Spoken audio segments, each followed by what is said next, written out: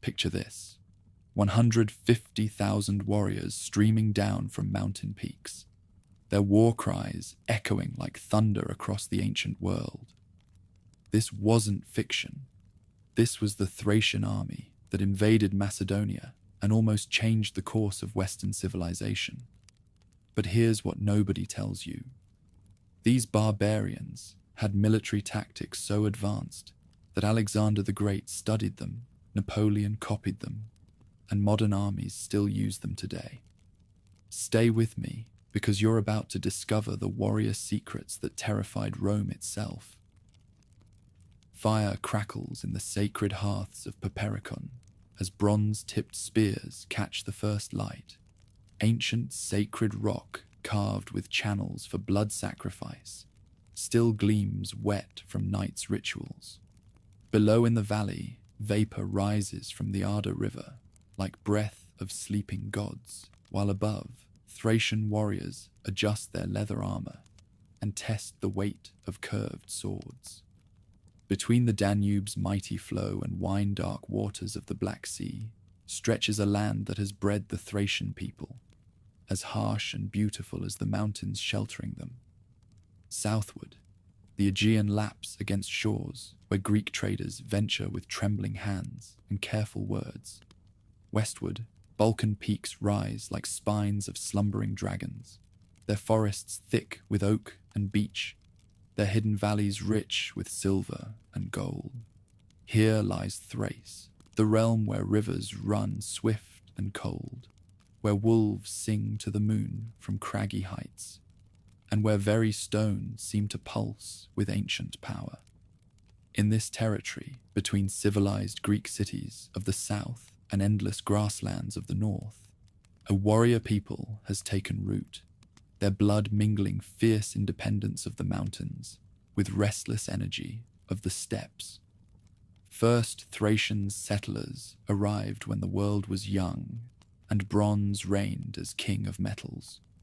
Within fertile valleys of the Maritsa and Tunja rivers, they cleared forests older than memory, their stone axes ringing against oak and elm, while smoke from their fires painted the sky. No wandering herders were these Thracians, but builders of permanence. Men and women who looked at rich earth and declared, "Here we make our stand." Every defensible hill crowned their settlements, timber and stone walls rising where land commanded distant views. From such heights, Thracian sentries could watch river crossings and mountain passes, their bronze horns ready to sound warning of approaching enemies. Placement of their towns spoke of people who understood that strength came not from walls alone, but from choosing where to build them. In shadow of Mount Rhodope, where morning sun turns snow peaks to molten gold, the first Thracian metalworkers learned secrets that would make their names whispered in awe across the ancient world. Deep in mountain caverns, they kindled fires hot enough to make copper flow like water, mixing red metal with tin brought from distant lands by traders, whose ships had weathered storms beyond counting. Bronze they created surpassed mere utility. Each blade, each spear point, each ornament bore the mark of craftsmen who saw in molten metal the same divine fire that burned in their own hearts.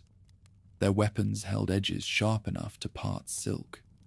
Their vessels reflected faces with clarity of still water, and their ornaments caught light like captured stars.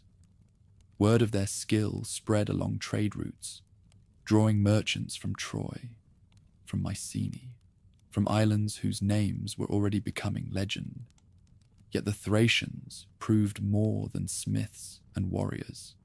In their sacred groves, where ancient oaks stretched gnarled branches toward the sky, Thracian priests who had mastered the art of speaking with gods performed rituals that would echo through centuries. They knew that divine dwelt not in distant Olympus alone, but in every running stream, every windswept peak, every place where earth met sky in perfect harmony. Great goddess ruled their mysteries. she who was maiden in spring, mother in summer, crone in winter's grip. Her shrines dotted the landscape like jewels in a crown, each one marking a place where the veil between worlds grew thin. Here, priestesses danced until their souls left their bodies, returning with prophecies that guided kings and commoners alike. Rhythm of their sacred drums became the heartbeat of the land itself. When first Greek traders sailed northward from their island homes, following currents that promised profit and adventure, they found the Thracians, a people whose wealth matched their fierceness. Gold gleamed in royal treasures. Silver flowed in streams of jewelry adorning both men and women, and amber glowed like trapped sunlight in ornaments that seemed to hold summer's very essence. Exchanges that followed transformed both peoples. Greek olive oil and wine flowed northward, carried in amphorae, whose painted scenes told stories of heroes and gods. In return, Thracian grain fed southern cities. Thracian timber built Greek ships, and Thracian metals armed Mediterranean warriors. Yet this was no simple trade of goods for goods. It was the meeting of two worlds, each learning from the other while remaining stubbornly, proudly itself. In harbour towns that sprouted along the Black Sea coast, Thracian chiefs learned to appreciate subtle pleasures of aged wine, while Greek merchants developed a taste for fierce honey mead that warmed northern halls through winter months. Languages mingled in marketplaces, creating new words for new things, new ideas that bridged the gap between barbarian and civilized, between settled south and free north. But the Thracians never forgot that they were a warrior people. Every boy learned to ride before he could properly walk. Every girl mastered arts of healing that kept warriors fighting and families fed through lean times. Thracian cavalry became terror of the ancient world, horsemen who seemed born in the saddle, whose mounts obeyed not just rein and heel, but the very thoughts of their riders. Curved swords they carried, forged in sacred fires of earthly forges, could cleave shields and armor as easily as wheat before the sickle. Their small round shields, reinforced with bronze bosses that gleamed like suns, turned aside spear thrusts while leaving bearers free to strike with deadly precision. Most fearsome of all was their battle cry, a howl that seemed to come not from human throats but from wolves of high mountains, a sound that chilled enemy blood and filled friends with supernatural courage. Aristocracy that ruled these warriors lived in halls rivaling the palaces of southern kings. Massive timber beams supported roofs thatched with reeds from river marshes, while walls bore hangings woven with patterns that told stories of heroes and gods. Here, beneath smoke-darkened rafters, where shields of ancestors hung like fallen moons, chieftains held court with magnificence that impressed even sophisticated visitors from civilized lands. Their feasts became legendary, tables groaning under weight of roasted meat and fresh bread, while silver cups brimmed with wine that had traveled from distant vineyards or mead distilled from honey of mountain bees. Bards sang of ancient glories, while their listeners' eyes grew bright with drink and dreams of their own deeds worthy of song. Bonds forged in these halls over shared cups and sworn oaths created networks of alliance that could summon armies from across the length and breadth of the realm. Women of these noble houses wielded power that southern lands could barely comprehend. They owned land in their own right, commanded servants and slaves, and spoke in councils where their words carried the same weight as those of men. Many became priestesses of great goddess, their authority extending into realms where even kings trod carefully. Others mastered arts of war, riding to battle beside brothers and husbands, their prowess with bow and blade earning respect from the fiercest warriors. Trade routes that had once carried only essentials now bore luxury goods, that spoke of growing wealth and sophistication. Amber, prized above gold by those who knew its worth, travelled southward to adorn throats of queens and goddesses. Honey that mountain bees gathered from highland flowers found its way to tables where kings and nobles savoured its sweetness. Most precious of all was silver that flowed from local mines, metal so pure that craftsmen needed no art to make it beautiful, for it gleamed with its own inner light. Yet beneath growing prosperity, older patterns endured. Seasons still turned according to rhythms set when the world began, and the mountain peoples danced to those rhythms with grace that city dwellers had forgotten.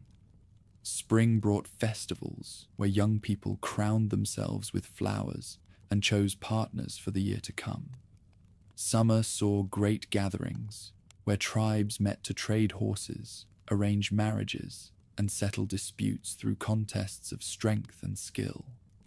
Autumn meant harvest festivals, where first grain was offered to the gods and last gleaning shared among the poor. Winter brought warrior dances, when men and women alike performed steps that honored ancestors and prepared the young for battles yet to come. Such celebrations were more than entertainment. They were threads that wove individual lives into the larger pattern of tribal existence. Burial customs of these ancient peoples revealed their beliefs about death and the world beyond. Great mounds rose across the landscape, each one marking the resting place of a chieftain whose deeds had earned him remembrance. Within these earthen pyramids, the dead lay surrounded by treasures of their lives, weapons that had tasted enemy blood, cups that had held wine at victory feasts, ornaments that had caught admiring eyes at royal courts. But tombs held more than mere possessions. Horses were sacrificed to carry their masters through shadowy realm of death, their faithful service continuing beyond the grave. Servants chosen for their loyalty followed their lords into darkness, ensuring that great ones would lack for nothing in their eternal halls. Such practices, which horrified more civilized peoples, reflected a worldview in which death was not an ending, but a transformation. Not a defeat, but a journey to new adventures. As centuries passed and Bronze Age gave way to an era where iron became master of metals, the northern tribes adapted without losing their essential character. Their smiths learned to work the harder metal, creating weapons that held keener edges and lasted longer in battle. Their traders expanded their networks, bringing new goods and new ideas from lands whose names had never before been spoken in their halls. Influence of the growing Hellenic world could be seen in many aspects of life, yet it never overwhelmed native traditions. Painted pottery appeared in homes, but alongside vessels made in patterns that had pleased local eyes for generations. Southern myths began to mingle with northern legends, creating new stories that reflected experiences of both peoples while remaining true to the spirit of neither. Even gods themselves seemed to approve of this blending. Dionysus, whom southern peoples claimed as their own, had always been welcome in lands where wine and ecstasy were old friends.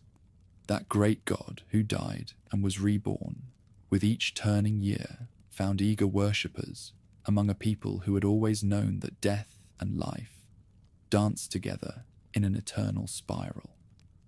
Orpheus, the divine musician whose song could charm stones and tame wild beasts, was claimed by both Hellenes and Northerners as their own. His music spoke to something universal, the power of art to transform the world, to make the impossible seem merely difficult, to bridge the gap between mortal and divine. In these mountain lands, where every stream had its song and every wind its voice, Orpheus was not an anomaly, but the natural expression of a world where music and magic were one. Warriors who emerged from this rich cultural mixture were unlike any others in the ancient world. They combined tactical sophistication learned from southern military science with individual prowess that came from a lifetime in the saddle. Their cavalry charges became the stuff of nightmares for enemy infantry, while their skill with the javelin made them deadly at distances where heavier-armed opponents could not reply. More than weapons and tactics, however, these horsemen possessed something that could not be taught or learned, the absolute conviction that they were fighting for something worth dying for. Whether defending their homeland against invaders or riding to aid allies in distant battles, they carried with them the knowledge that their ancestors watched from the shadowy realm beyond death, ready to welcome heroes home or turn their faces from cowards. Tribal structure that governed society reflected this warrior ethos, while allowing for complex relationships that modern civilization required. At the apex stood the kings, chosen for their prowess in battle and their wisdom in council.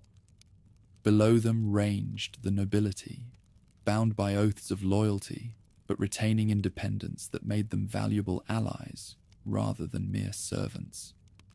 Common people, farmers, craftsmen, traders, formed the backbone of society, their labors supporting the warriors who protected them and priests who interceded with the gods on their behalf.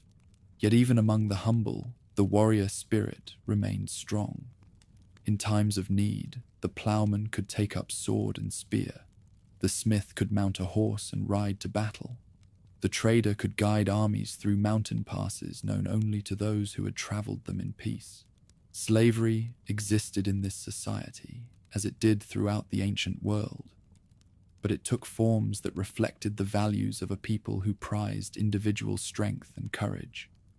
Slaves could earn freedom through brave service, could rise to positions of trust and authority, could even be adopted into the families they served with such devotion. Chains that bound bodies could not bind spirits, and masters respected the souls of even their most humble servants.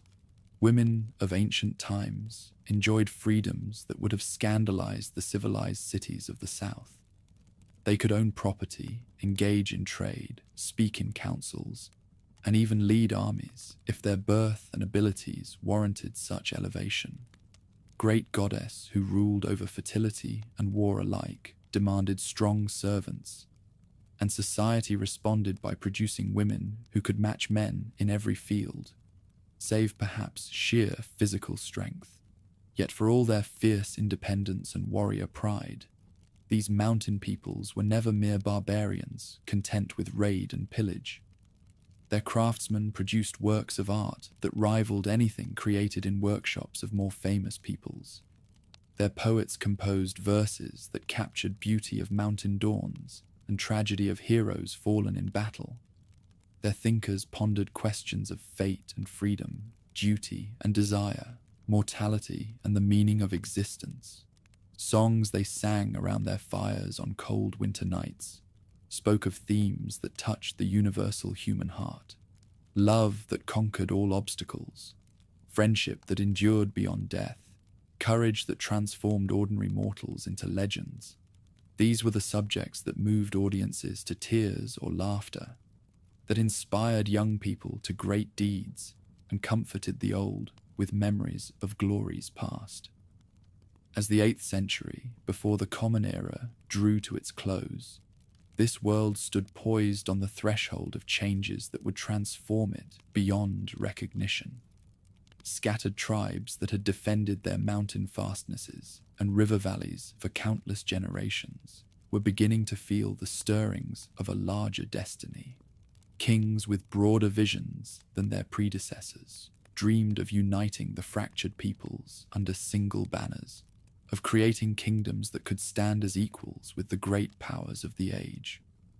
Now the stage was set for the emergence of heroes whose names would echo through corridors of time, for the building of cities that would rival Athens and Sparta in their glory, for the forging of alliances that would reshape the balance of power throughout the Eastern Mediterranean. An age of scattered tribes was drawing to its close, and the age of great kingdoms was about to begin. Yet beneath all changes that were to come, the essential spirit of the people would endure.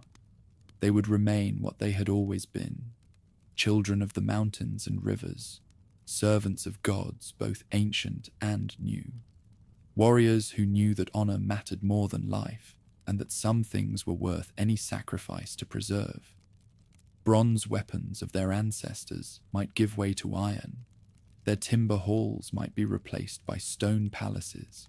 Their tribal gatherings might evolve into the councils of kings.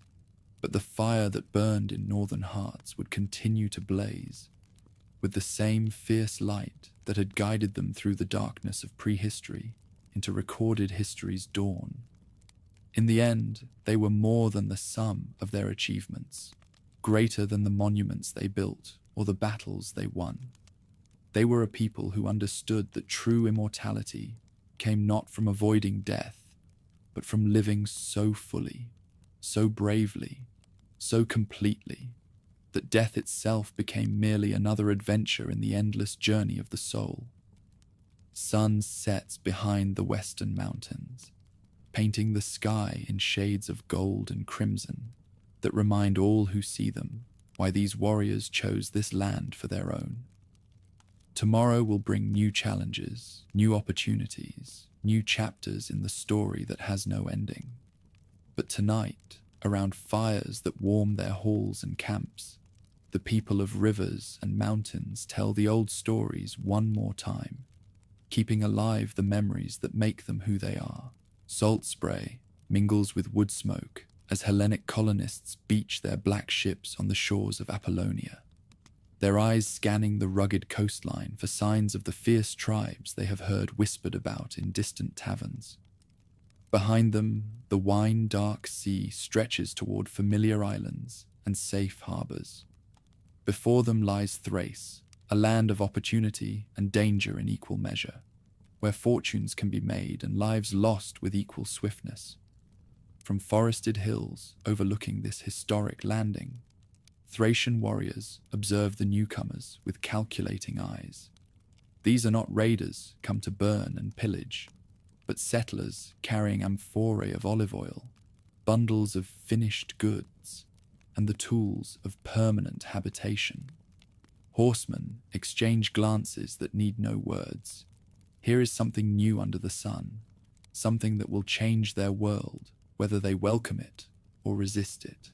Apollonia rises from coastal plains like a dream given substance, its white stone walls gleaming against the dark backdrop of inland forests. Within a generation, the colony becomes a beacon, drawing merchants from across the Mediterranean, its harbour filled with ships bearing emblems of a dozen city-states. But colonists quickly learn that survival depends not on wall strength alone, but on the goodwill of their northern neighbours. First tentative meetings between colonist and tribesmen unfold with careful formality of dancers learning new steps.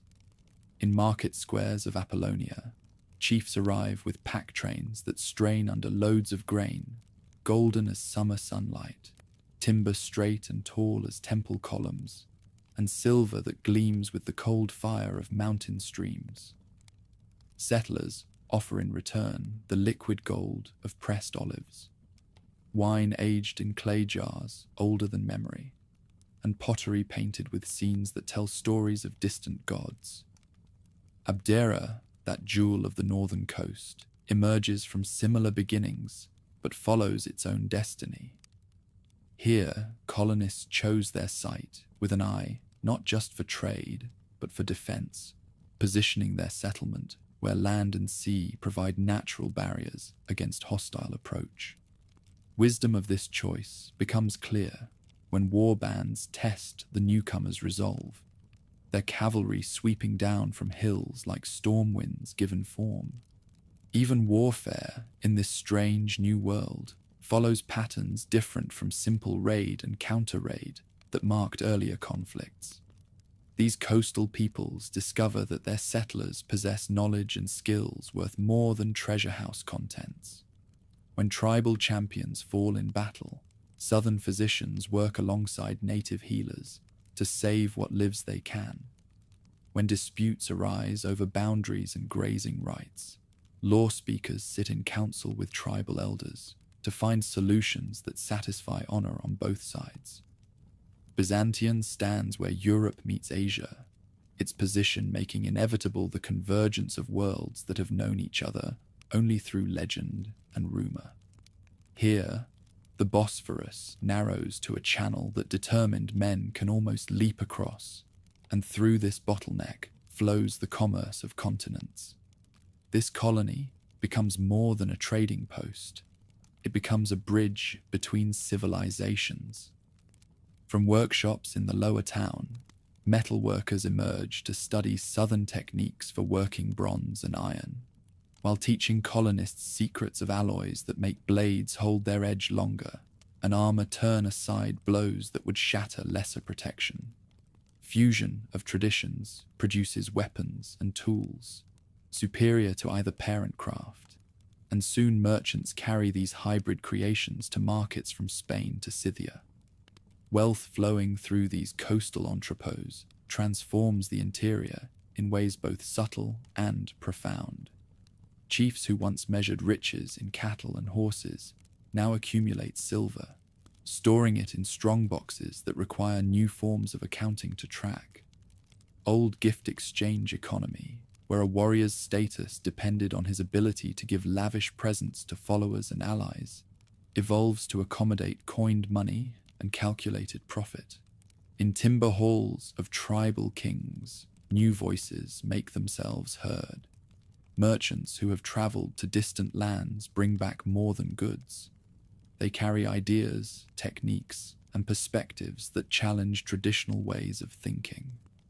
Young people, especially, prove eager to embrace foreign innovations, much to the dismay of elders who see in every change a threat to customs that have served their people well for countless generations. Mercenaries from the northern tribes begin appearing in conflicts far from their homeland, their distinctive weapons and tactics earning them reputations that command premium wages. At first, these are individual adventurers seeking fortune and glory in foreign service. But as word spreads of their prowess, southern generals actively recruit entire war bands, offering terms that make military service more profitable than cattle raiding or agricultural labor. The rhomphaia, that distinctive weapon with its curved blade mounted on a long shaft, becomes familiar to warriors from Sicily to the Black Sea. Its unique design, part spear, part sword, part agricultural tool, reflects the practical genius of a people who refuse to be confined by conventional categories. In skilled hands, the rhomphaia can outreach traditional spears, while delivering cutting blows that no straight blade can match. Warriors from these lands bring fighting techniques developed in the harsh school of tribal warfare. Their cavalry tactics, in particular, prove revolutionary. Unlike heavy horsemen of other nations, who rely on shock and mass, these riders fight with fluid grace, flowing around enemy formations like water around stones, striking where defense is weakest before melting away to strike again. Peltasts, light infantry fighters armed with javelin and small shield, become another contribution to the military arts of the ancient world. Warriors trained from boyhood in hunt and raid possess mobility that heavily armored hoplites cannot match. They can operate in terrain that would bog down conventional infantry, and their harassing tactics can disrupt formations that seem invincible in pitched battle. Most profound changes occur not on battlefields, but in councils and feast halls, where leaders gather to debate the course of their people's future. Influx of foreign goods and ideas creates new possibilities, but also new tensions. Some chieftains embrace opportunities that foreign trade provides, seeing in southern partnerships the key to greater wealth and power. Others view colonists with suspicion, warning that dependence on foreign merchants will lead inevitably to foreign domination. Such debates reflect deeper questions about identity and tradition in a changing world. These peoples have always been proud, secure in their customs, and confident in their strength. But arrival of settlers forces them to see themselves through foreign eyes, to question assumptions that once seemed as solid as the mountains themselves. Religious implications prove particularly complex. Southern gods, with their human passions and elaborate mythologies, find ready acceptance among worshippers who have always known that the divine takes many forms. Dionysus, in particular, resonates with tribes that have long celebrated the ecstatic mysteries of wine and seasonal renewal. This theological borrowing works both ways. Colonists find themselves drawn to native deities, whose power seems more immediate and personal than distant Olympians. Mystery cults flourish in this atmosphere of religious experimentation. Orpheus, claimed by both peoples as their own, becomes a bridge between traditions. His music, which can tame wild beasts and charm the very stones, speaks to the understanding of art as a form of magic. His journey to the underworld to reclaim his lost love echoes themes that have always resonated in a warrior culture where death is a constant companion.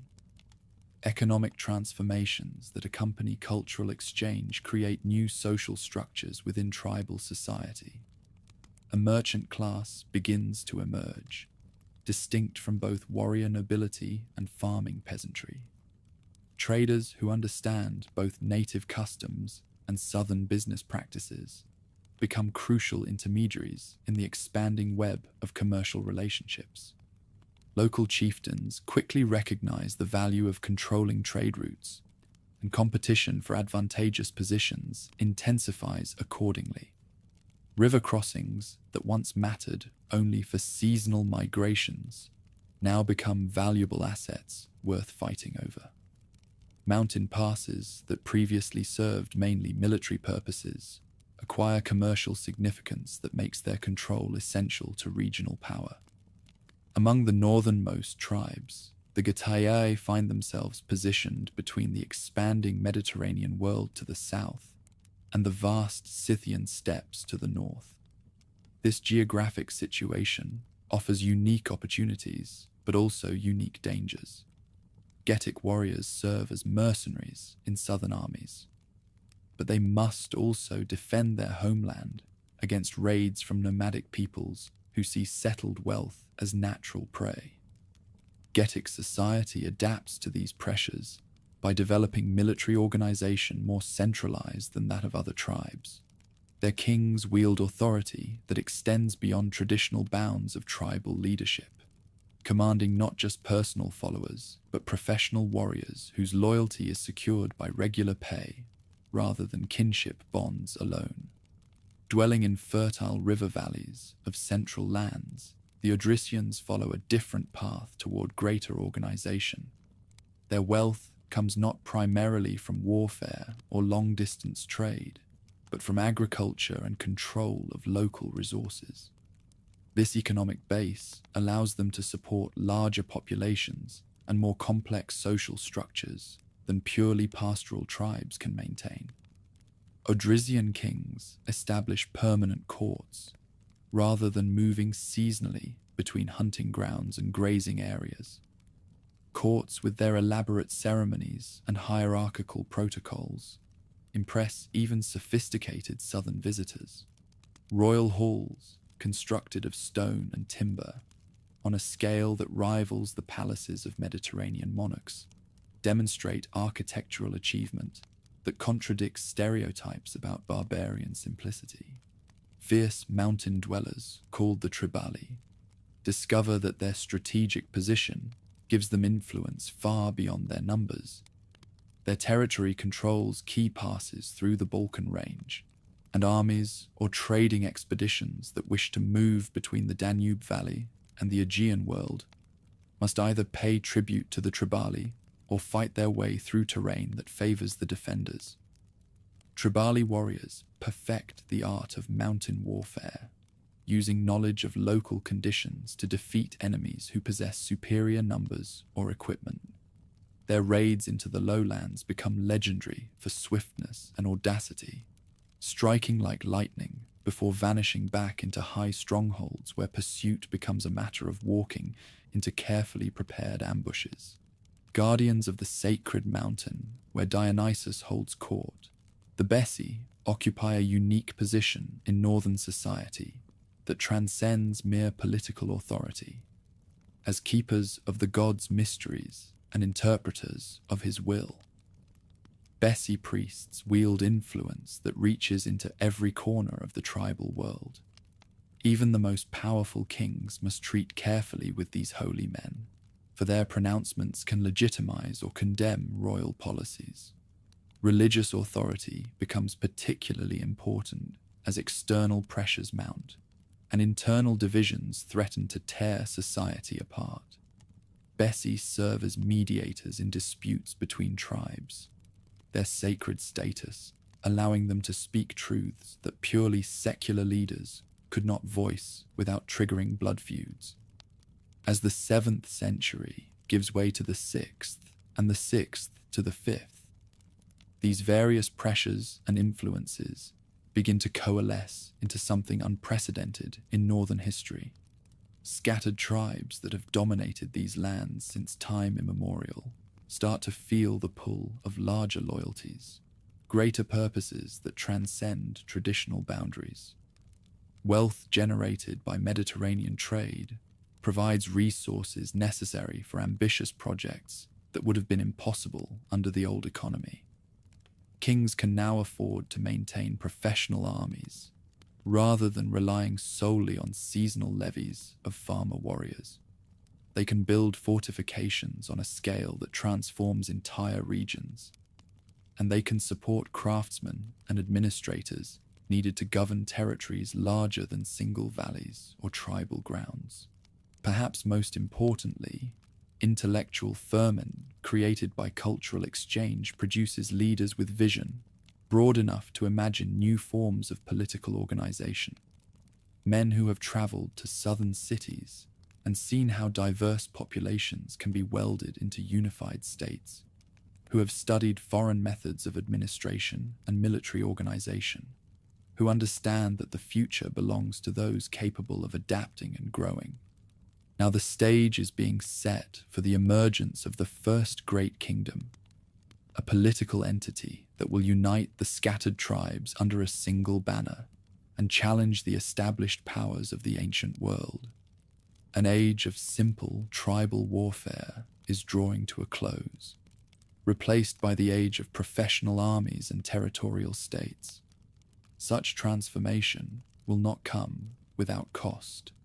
Old ways, with their emphasis on personal honor and kinship loyalty, will not yield easily to new demands of centralized authority and strategic thinking. Conflicts that arise from this tension will test the character of these proud peoples as severely as any foreign invasion, and the resolution will determine whether they can adapt to changing circumstances while preserving what makes them unique. Persian storm clouds gathering on the eastern horizon will provide the catalyst that transforms potential into reality. When the great king turns his eyes toward Europe and begins to plan his conquest of the West, northern tribes will face choices that will echo through generations. Some will submit to overwhelming force, others will resist to the death, but all will be forced to confront the reality that their world has grown too small for isolation and too complex for the simple solutions of the past. Thunder rolls across the plains of Marathon as Persian dead lie scattered like grain before the reaper, their dreams of European conquest dissolving into the morning mist that rises from blood-soaked earth. Far to the north, beyond the Aegean's wine-dark waters, Thracian chieftains gather around their council fires to debate what this stunning victory means for their own future. Some see opportunity in Persian weakness, others wisdom in remaining loyal to the great king's distant throne. Among these deliberating lords stands Thrace, son of kings and father of ambitions that stretch beyond the traditional boundaries of tribal authority. His weathered hands trace patterns in the dust as he speaks of unity, of purpose greater than clan loyalty or seasonal raiding. Where other chiefs see chaos in the Persian retreat, Thrace perceives the moment when scattered tribes might forge themselves into something unprecedented, a realm worthy of the ancient name of Thrace. Within the great hall at Uskudama, tapestries woven with golden thread catch the light of oil lamps as Thrace addresses the assembled chieftains. His words carry the weight of prophecy and the authority of one who has gazed into the future and seen both glory and peril awaiting his people. "Brothers," his voice resonates through the smoke-darkened timbers. "The world grows small around us. Persian armies march where our grandfathers knew only empty grassland. Hellenic colonies plant roots where our fathers pastured their herds. We can stand alone and face these changes as scattered wolves, or we can hunt together as a pack that no enemy dares challenge." The Odrysian tribes, dwelling in the fertile valleys where the Hebrus and Tunja rivers converge, have long been the wealthiest and most sophisticated of the northern peoples.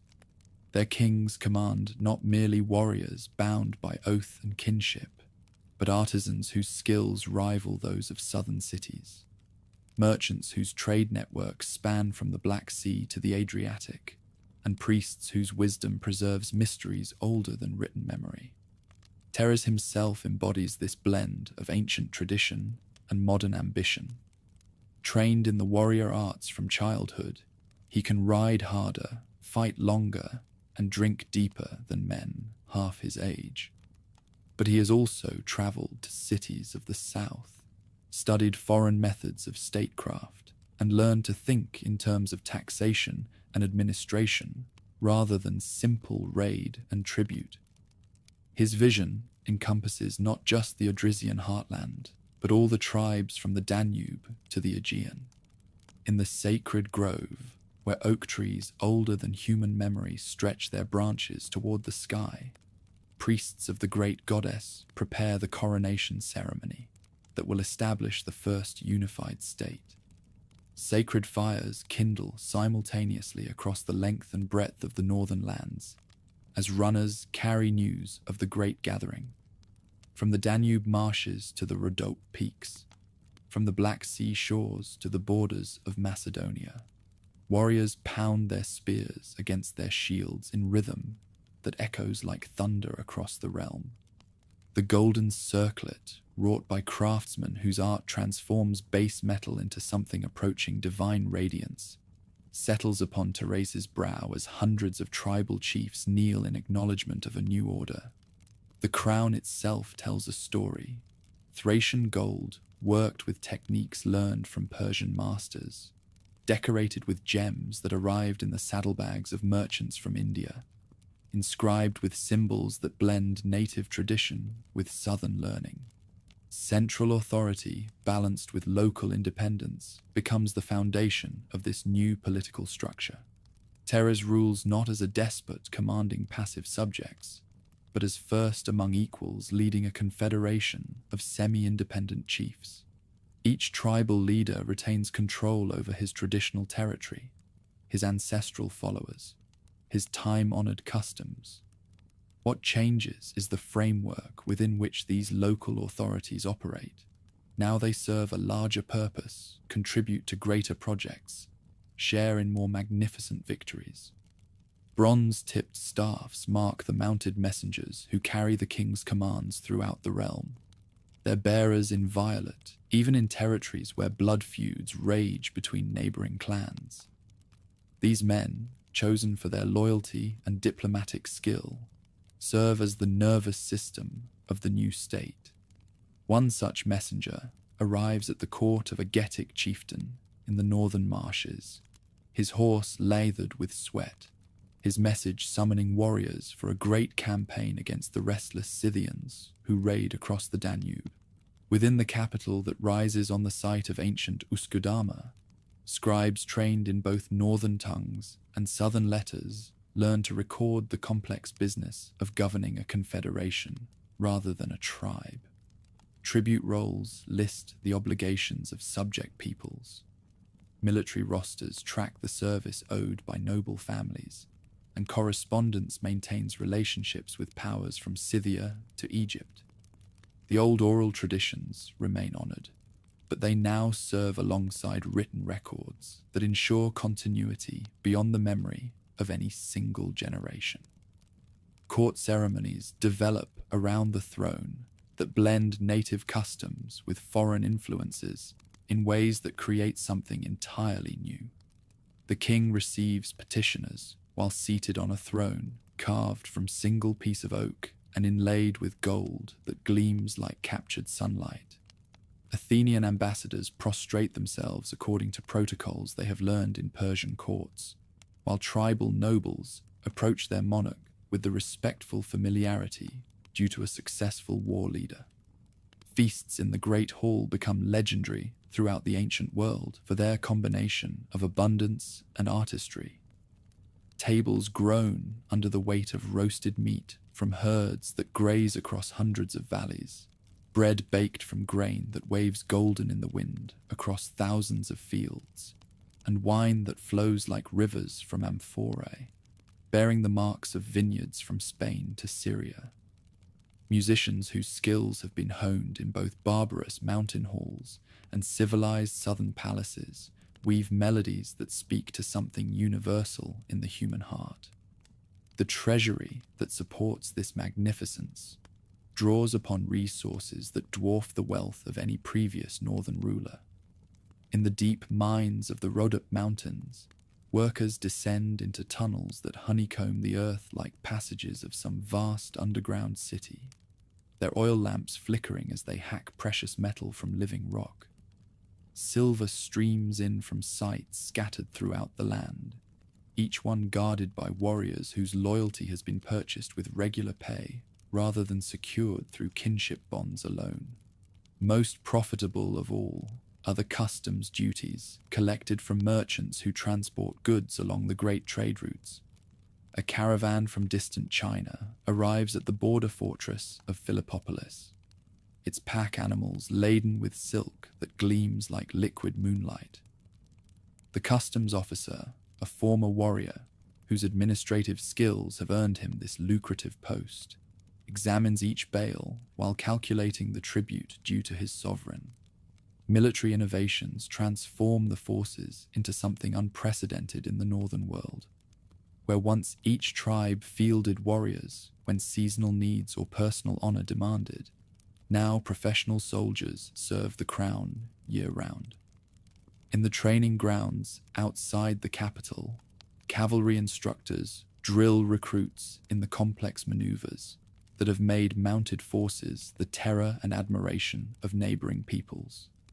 Horses bred specifically for speed and endurance carry riders armored in scales of bronze that shimmer like serpent skin, armed with lances that outreach any infantry weapon. These horsemen practice charges with the impact of a landslide, withdrawals with the swiftness of wind across the steppes. Their tactics, refined through constant practice and tested in border skirmishes, represent the culmination of centuries of mounted warfare. Infantry formations that support these cavalry charges adopt innovations learned from southern military science, while retaining the individual prowess that marks northern warriors. Peltasts, armed with the traditional javelin and crescent shield, fight alongside hoplites equipped with long spears and bronze-faced shields, creating tactical flexibility that allows commanders to adapt to any battlefield situation. In workshops within the palace complex, armorers produce weapons and equipment that rivals the finest creations of southern smiths. The famous rhomphaia, that curved bladed polearm that can serve as spear, sword, or agricultural tool, receives improvements in balance and metallurgy that make it even more deadly in skilled hands. Shields reinforced with bronze bosses bearing the sovereign's insignia mark their bearers as members of the king's personal guard, warriors whose loyalty has been tested in battle and found worthy of ultimate trust. Marriage negotiations between Thrace and the daughter of a powerful Getic chieftain unfold with ceremonies that last for weeks and consume wealth that would ransom cities. The bride price includes 100 of the finest horses, their manes braided with silver thread, their saddles decorated with gold leaf that catches the light like captured stars. The wedding feast brings together nobles from across the Confederation, their presence creating bonds that will endure across generations. Athens, that rising power whose naval empire increasingly dominates Aegean trade routes, proves a natural ally for the expanding confederation. Athenian negotiators arrive at the court, bearing gifts that showcase the finest products of their workshops, painted pottery that tells stories of gods and heroes, silver cups wrought by masters of the metalworking arts, and scrolls containing the wisdom of their greatest philosophers. The Thracian king, accustomed to the direct speech of warrior councils, learns to appreciate the subtle art of civic oratory as Athenian ambassadors present their proposals. The alliance that emerges from these discussions demonstrates the pragmatic flexibility that marks successful diplomacy in a changing world. Southern naval power combined with northern cavalry creates a partnership that threatens enemies while protecting friends. Military cooperation between the two powers proves mutually beneficial when a joint expedition against Thassos demonstrates how mobility and heavy infantry complement each other perfectly. Thracian horsemen scout the approaches while Athenian hoplites storm the walls, their combined assault overwhelming defenders who expected to face either barbarian raids or civilized siege warfare, but not both simultaneously. Stone-paved streets laid out in geometric patterns wind between buildings at Southopolis, the great city that rises during this golden age. Frescoes on palace walls tell stories of gods and heroes in styles that blend southern naturalism with northern symbolism, creating art that belongs wholly to neither tradition while representing the best of both. Public fountains fed by aqueducts provide fresh water to citizens, while creating gathering places where news and gossip circulate with the democracy of the marketplace. Great tumuli rise like artificial mountains above the burial grounds that surround the capital, their earthen bulk concealing stone-lined chambers where the dead rest surrounded by treasures that speak of lives lived at the intersection of warrior tradition and cosmopolitan sophistication. Within the tomb prepared for Thrace himself, golden vessels whose craftsmanship demonstrates the heights that metalworking achieved under his patronage await their eventual occupant. Rhytons shaped like animal heads with eyes of precious stones catch the light of oil lamps as craftsmen put the finishing touches on drinking cups decorated with scenes of mythological significance. Ceremonial weapons whose blades gleam with the cold fire of perfectly tempered steel reflect faces of artisans whose skills rival those of any workshop in the ancient world. The great goddess, who has always ruled northern mysteries, finds herself sharing sacred space with Olympian deities, whose anthropomorphic personalities appeal to audiences raised on heroic poetry. In the temple complex at Perperikon, priests conduct ceremonies that blend Orphic teachings with Dionysiac practices, attracting initiates from across the ancient world who seek wisdom in the marriage of different theological traditions. The cult of the divine horseman emerges as perhaps the most distinctively native development of this period. Votive reliefs carved by master sculptors show this mounted deity blessing warriors before battle, protecting travelers on dangerous roads, and guiding the souls of the dead to their eternal rest. Neither fully southern nor traditionally northern, this figure embodies the mounted warrior ideal that defines the age while incorporating concepts borrowed from various mystery traditions. Monopolies on certain luxury goods generate revenues that fund military campaigns and public works, while selective trade privileges reward loyal subjects and punish rebellious ones. Currency reforms introduce standardized weights and measures, facilitating commerce while strengthening authority through control of monetary policy. The silver coins that bear Thrace's image become familiar from the Danube to the Aegean, their acceptance serving as recognition of the Confederation's growing power. Agricultural improvements increase productivity in the fertile river valleys through application of techniques learned from southern experts and Persian irrigation specialists. New crops introduced from distant lands, varieties of wheat that resist drought, fruit trees that bear larger harvests, vegetables that grow in previously unsuitable soil, diversify the food supply while creating additional export opportunities. Border fortifications protect the Confederation's expanding frontiers through massive engineering projects that require coordinated effort from thousands of workers. At the fortress of Pistyros, stone walls rise from foundations cut directly into living rock, their height calculated to withstand any siege engine known to military science. The men who garrison these remote posts develop into professional soldiers whose skills are honed by constant skirmishing with hostile neighbors. An embassy to the court of Babylon demonstrates the Confederation's emergence as a major power worthy of respect from the greatest empires of the age. The ambassador, a former warrior whose diplomatic skills have earned him this prestigious assignment, bears gifts that showcase northern craftsmanship, silver vessels that gleam like captured starlight, weapons whose edges hold the sharpness of winter wind, and furs from beasts that roam the distant forests where few men dare to hunt. At Syracuse, another envoy presents credentials to tyrants who control the wealth of Sicily, his presence serving notice that the Northern Confederation commands resources and military strength worthy of consideration in the great game of Mediterranean politics.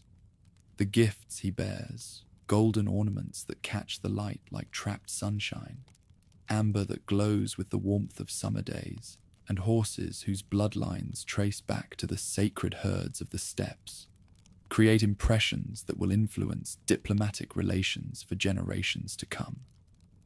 In the palace school at Suethopolis, young nobles learn to read and write in both their native tongue and the script of the South, studying mathematics and geography alongside traditional warrior skills.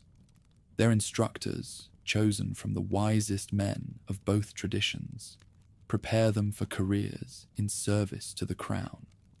One such student, son of a Getic chieftain, practices composing letters to foreign courts while his companion, heir to an Odrysian lordship, studies the complex protocols that govern diplomatic negotiations.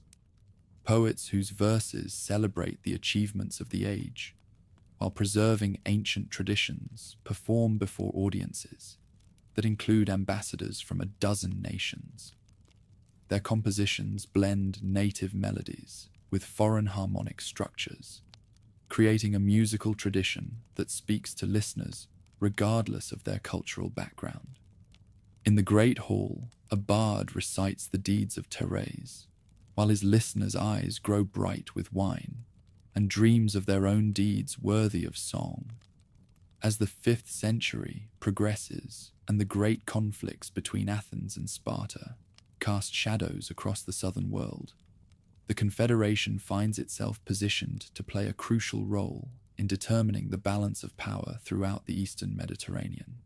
The choices that northern rulers make in the coming decades will determine not only their own fate, but the destiny of all who dwell in the lands between the Danube and the Aegean.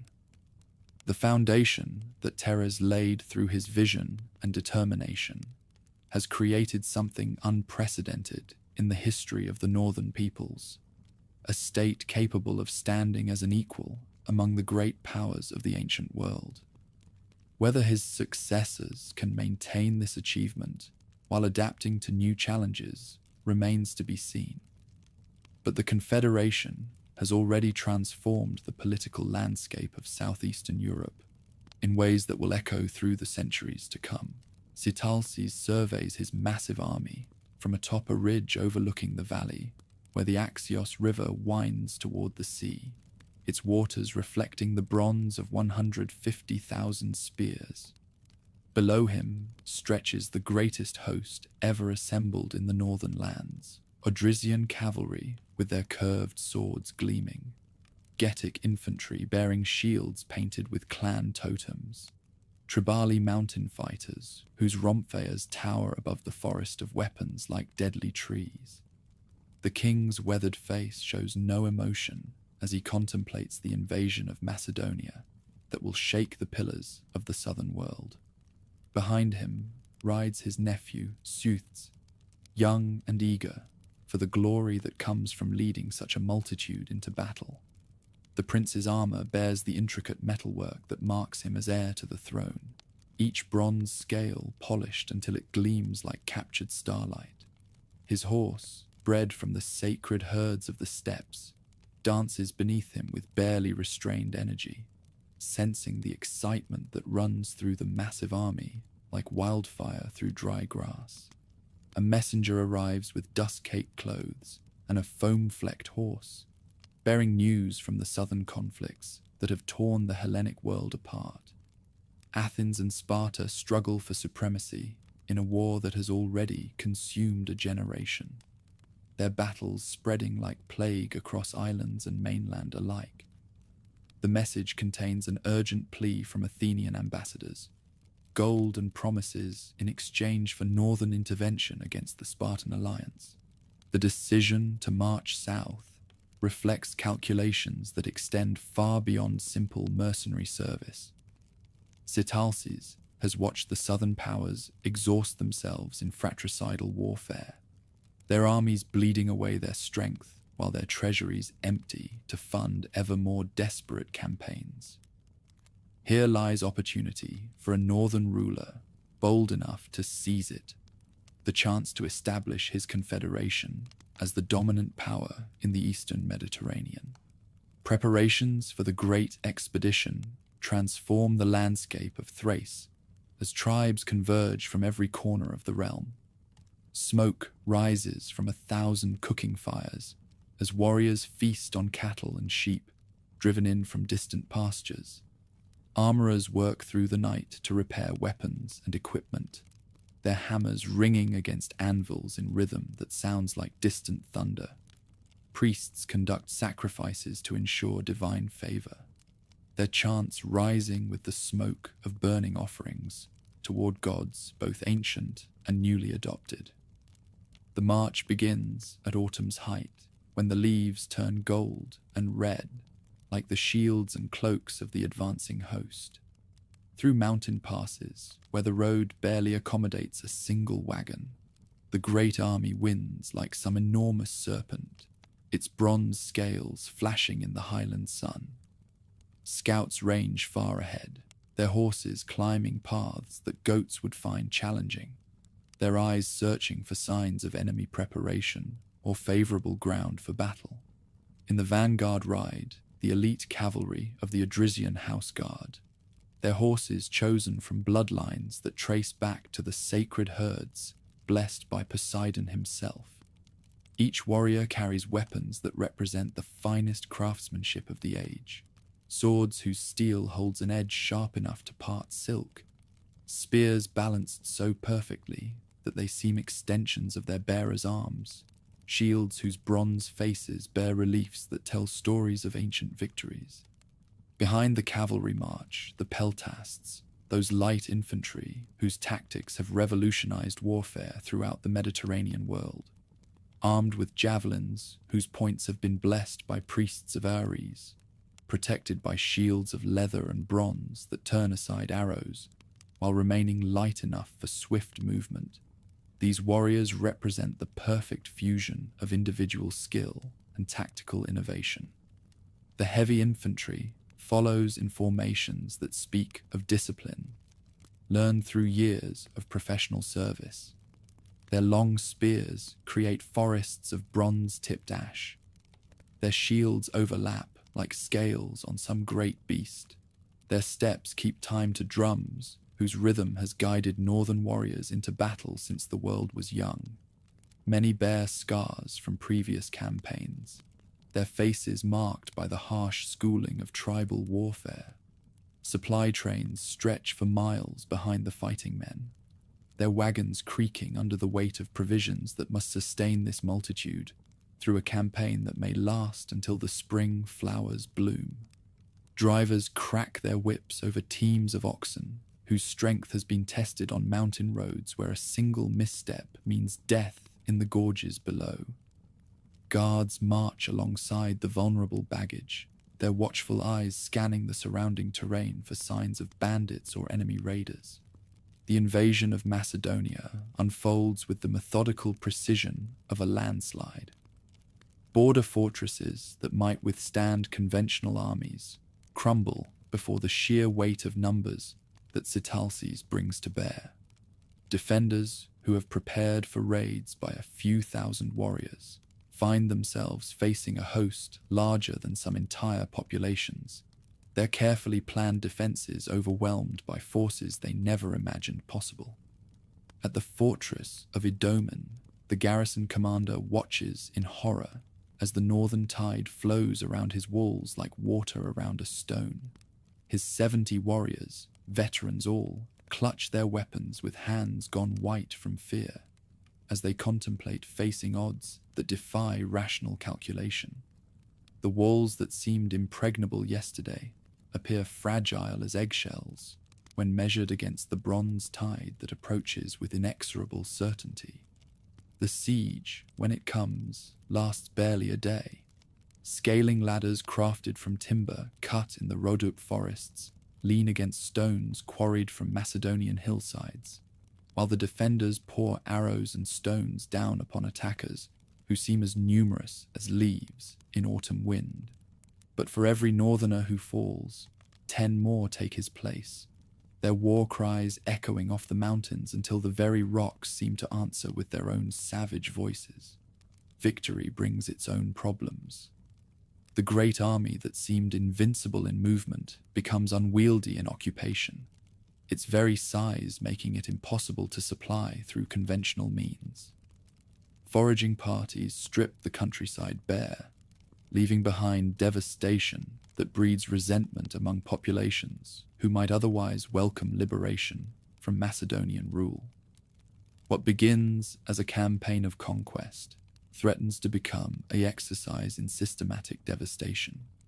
King Perdiccas of Macedonia, his face pale with the knowledge of his realm's peril, receives the northern king in his palace at Pella, with ceremonies that mask desperation beneath diplomatic protocol.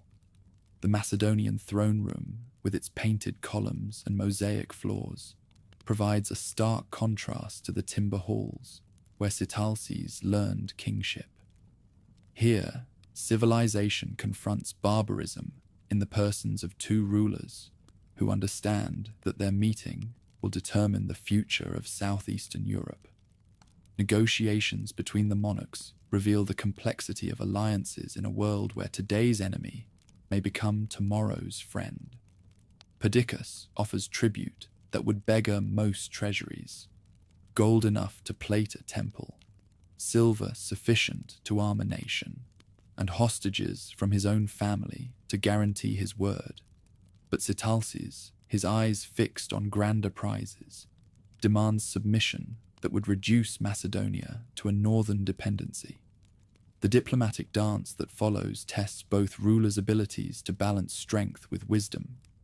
Perdiccas knows that submission means the end of Macedonian independence, while Sitalces understands that total conquest would require resources he cannot spare from other frontiers. Behind their words lies the unstated recognition that winter approaches, and the great army cannot remain in the field indefinitely without devastating the very lands it seeks to control. Weather ultimately decides what diplomacy cannot resolve.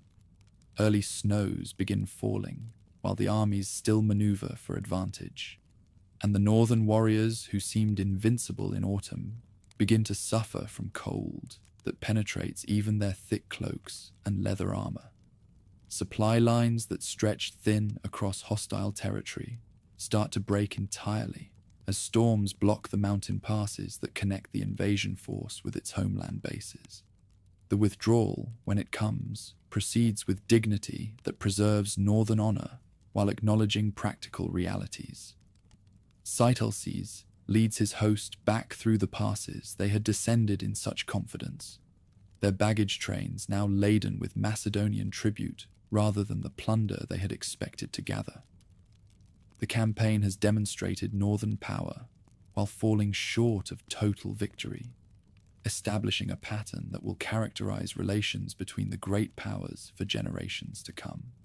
Winter quarters in the Thracian heartland provide opportunity for reflection on lessons learned from the Macedonian expedition.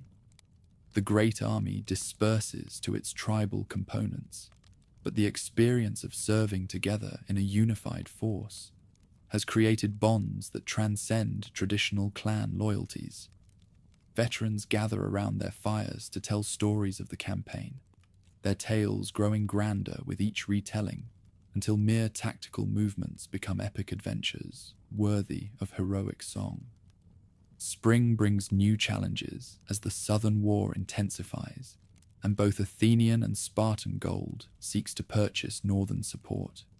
Envoys from both sides arrive at the court with offers that would tempt the greediest king. Not just treasure, but military alliance, trading privileges, and the prestige that comes from association with the greatest powers of the age. The choice between these competing suitors will shape the Confederation's destiny for decades to come. At the assembly ground outside Seuthopolis, tribal chiefs gather to debate their response to these southern overtures. The Getae favor Sparta, whose military virtues resemble their own warrior traditions. The coastal tribes lean toward Athens, whose naval power protects the trade routes that bring prosperity to their harbors.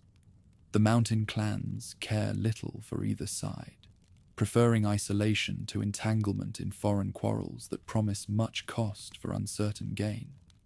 Seutes, now grown to manhood and proven in battle, advocates for a policy that maximizes northern advantage while minimizing southern dependence. His words carry weight not just from his birth, but from his demonstrated ability to lead men in battle and negotiate with foreign powers. "Let us take their gold," he declares, "but let us remember that we are Thracians first, allies second, and servants never." The Peltast revolution that transforms southern military thinking begins in the training grounds of Thracian mercenary companies. These light infantry, armed with javelins and small shields, demonstrate tactical flexibility that heavy hoplite formations cannot match. At the Battle of Sphacteria, northern mercenaries serving with Athens prove that mobility and missile weapons can defeat the finest Spartan warriors when employed with skill and courage. Iphicrates, the Athenian general who recognizes the potential of these new tactics, works closely with Thracian commanders to develop formations that blend the best of both military traditions. His reforms, based on northern innovations, will influence military thinking throughout the Mediterranean world. The collaboration produces tactical manuals that become standard texts in military schools from Sicily to Syria. But success in foreign wars cannot mask growing problems within the Confederation itself. The wealth that flows from mercenary service and tribute payments creates inequalities that strain the bonds holding the alliance together. Some tribal leaders grow rich from their connections to southern powers, while others see their traditional authority undermined by new forms of wealth and influence they cannot control. Northern tribes under tribali leadership launch raids deep into the Balkans, striking targets that have grown prosperous but vulnerable through reliance on peaceful trade rather than warrior vigilance.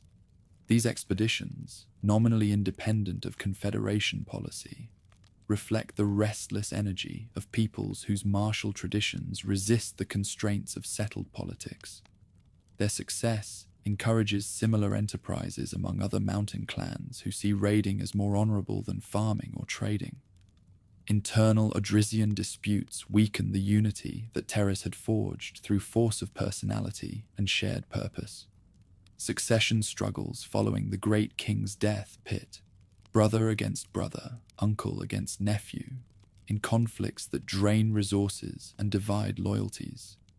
The confederation that had seemed unshakable under its founder's rule reveals itself to be as fragile as any alliance built on personal relationships rather than institutional foundations. Cotys I, ascending to power through a combination of military prowess and political cunning, attempts to restore the confederation's former strength while adapting to changed circumstances.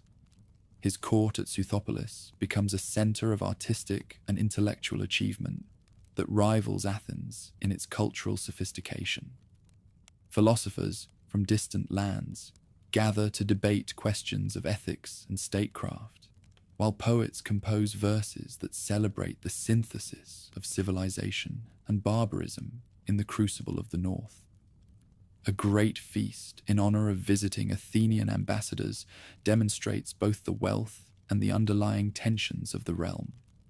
The hall glows with the light of 100 oil lamps as servants bearing silver platters move between tables, where nobles from a dozen tribes share food and wine. Conversations flow in multiple languages as diplomats negotiate agreements that will determine the direction of future campaigns. But beneath the ceremony and magnificence, careful observers note signs of strain. Some chiefs attend reluctantly, their faces showing resentment at being summoned like servants rather than consulted as equals. Others arrive with smaller retinues than protocol demands, their absence of warriors speaking louder than words about their commitment to confederation policies. The bonds that once seemed unbreakable are fraying under pressures that grow stronger with each passing season. Border skirmishes with Illyrian tribes reveal another source of weakness in the Confederation's position. These western neighbors, emboldened by Thracian involvement in southern conflicts, probe the frontier defenses with increasing boldness. Their raids, initially mere cattle-stealing expeditions, escalate into attacks on major settlements as they discover that northern attention has focused elsewhere. The response to these provocations demonstrates both the continued effectiveness of tribal military organization and its limitations in dealing with multiple simultaneous threats. Thracian cavalry sweeps across the border in pursuit of raiders, their horses' hooves drumming against the earth like war drums calling warriors to battle. The punishment they inflict serves as warning to other potential enemies, but it also reveals how thinly stretched the Confederation's resources have become. Rising pressure from Macedonia under King Philip creates the greatest challenge yet faced by the Northern Confederation. This new Macedonian ruler, unlike his predecessors, combines personal courage with strategic vision that extends far beyond the traditional boundaries of his highland realm. His reforms of military organization and equipment create forces capable of challenging even the finest troops that the Confederation can field. The first clashes between Macedonian phalanxes and northern cavalry occur in disputed borderlands where neither side can claim clear authority. At the Battle of Methone, Thracian horsemen discover that their traditional tactics prove less effective against disciplined formations that have been trained specifically to counter mounted attacks. The sarissa, that enormously long spear carried by Macedonian infantry, creates hedges of bronze points that horses cannot penetrate. Philip's diplomatic overtures to individual tribal chiefs reveal his understanding of the Confederation's fundamental weakness. Rather than confronting the united strength of all the northern tribes, he seeks to divide them through selective bribes, threats, and promises. His agents appear in tribal councils bearing gold and whispered offers of alliance that would benefit particular clans at the expense of their neighbors. The corruption of traditional loyalties proceeds gradually but inexorably as Macedonian influence spreads through the northern political system. Chiefs who once measured their honor by their faithfulness to confederation agreements begin to calculate personal advantage in accepting Macedonian protection. The ancient bonds of kinship and oath that held the alliance together prove vulnerable to systematic pressure applied by enemies who understand their society's internal tensions. At a council meeting in the fortress of Philippopolis, now bearing the Macedonian king's name rather than its ancient title, northern leaders debate responses to mounting pressure from the south. The hall echoes with angry voices as traditional allies accuse each other of treachery, while moderates seek compromises that satisfy no one completely. The unity that once made the Confederation invincible has fractured into competing factions that serve Macedonian interests better than their own. Mountain fortresses that once provided secure bases for northern operations now find themselves isolated by the shifting political landscape. At Pisteros, the garrison commander watches Macedonian patrols probe his defenses, while wondering whether relief forces will come from allies who may have already changed sides. His warriors, veterans of campaigns from the Danube to the Aegean, prepare for siege with the grim professionalism of men who understand that they may be fighting for more than mere territory. The siege that follows tests both the strength of northern military traditions and their adaptability to changing tactical realities. Macedonian engineers, trained in the latest techniques of assault warfare, construct towers and catapults that dwarf any siege equipment the defenders have previously faced. But the mountain fighters respond with innovations of their own, using their intimate knowledge of local conditions to turn defensive disadvantages into attacking opportunities. Night raids launched from hidden sally ports demonstrate the enduring effectiveness of traditional northern tactics when applied with imagination and courage. Thracian warriors, their faces blackened with soot and their weapons muffled to prevent betraying sounds, slip through Macedonian lines like shadows given deadly form. Their attacks on the siege works force Philip's engineers to divide their attention between assault and defense, slowing the pace of operations while increasing their cost in both materials and lives. But individual heroism cannot indefinitely withstand systematic pressure, backed by superior resources. One by one, the mountain strongholds fall to Macedonian assault or surrender to Macedonian gold. The confederation that had seemed unshakable under Thrace and formidable under Sitalces reveals itself to be as mortal as the men who led it, subject to the same forces of corruption and decay that have brought down mightier empires. Cotys, the last great king of the independent confederation, attempts to restore unity through a combination of internal reform and external alliance. His court becomes a beacon of cultural achievement that attracts artists and intellectuals from across the known world. Philosophers debate the nature of justice, while poets compose verses that celebrate the enduring spirit of the northern peoples. Musicians blend traditional melodies with influences drawn from Persian, Greek, and Scythian sources to create compositions that speak to universal themes. The tomb prepared for Cotys during his lifetime becomes a masterpiece of sepulchral art that rivals the greatest monuments of the age. Deep beneath a man-made mountain of earth and stone, chambers lined with marble and decorated with frescoes tell the story of a reign that attempted to bridge the gap between ancient tradition and modern necessity. Golden vessels that will accompany the king into the shadowy realm of death gleam with the artistry of craftsmen who understand that their work must speak to eternity. Military innovations that Cotys introduces demonstrate his recognition that traditional methods alone cannot meet the challenges of a changing world. The king establishes a standing army whose core consists of professional soldiers rather than seasonal levies, their training and equipment reflecting lessons learned from both victories and defeats.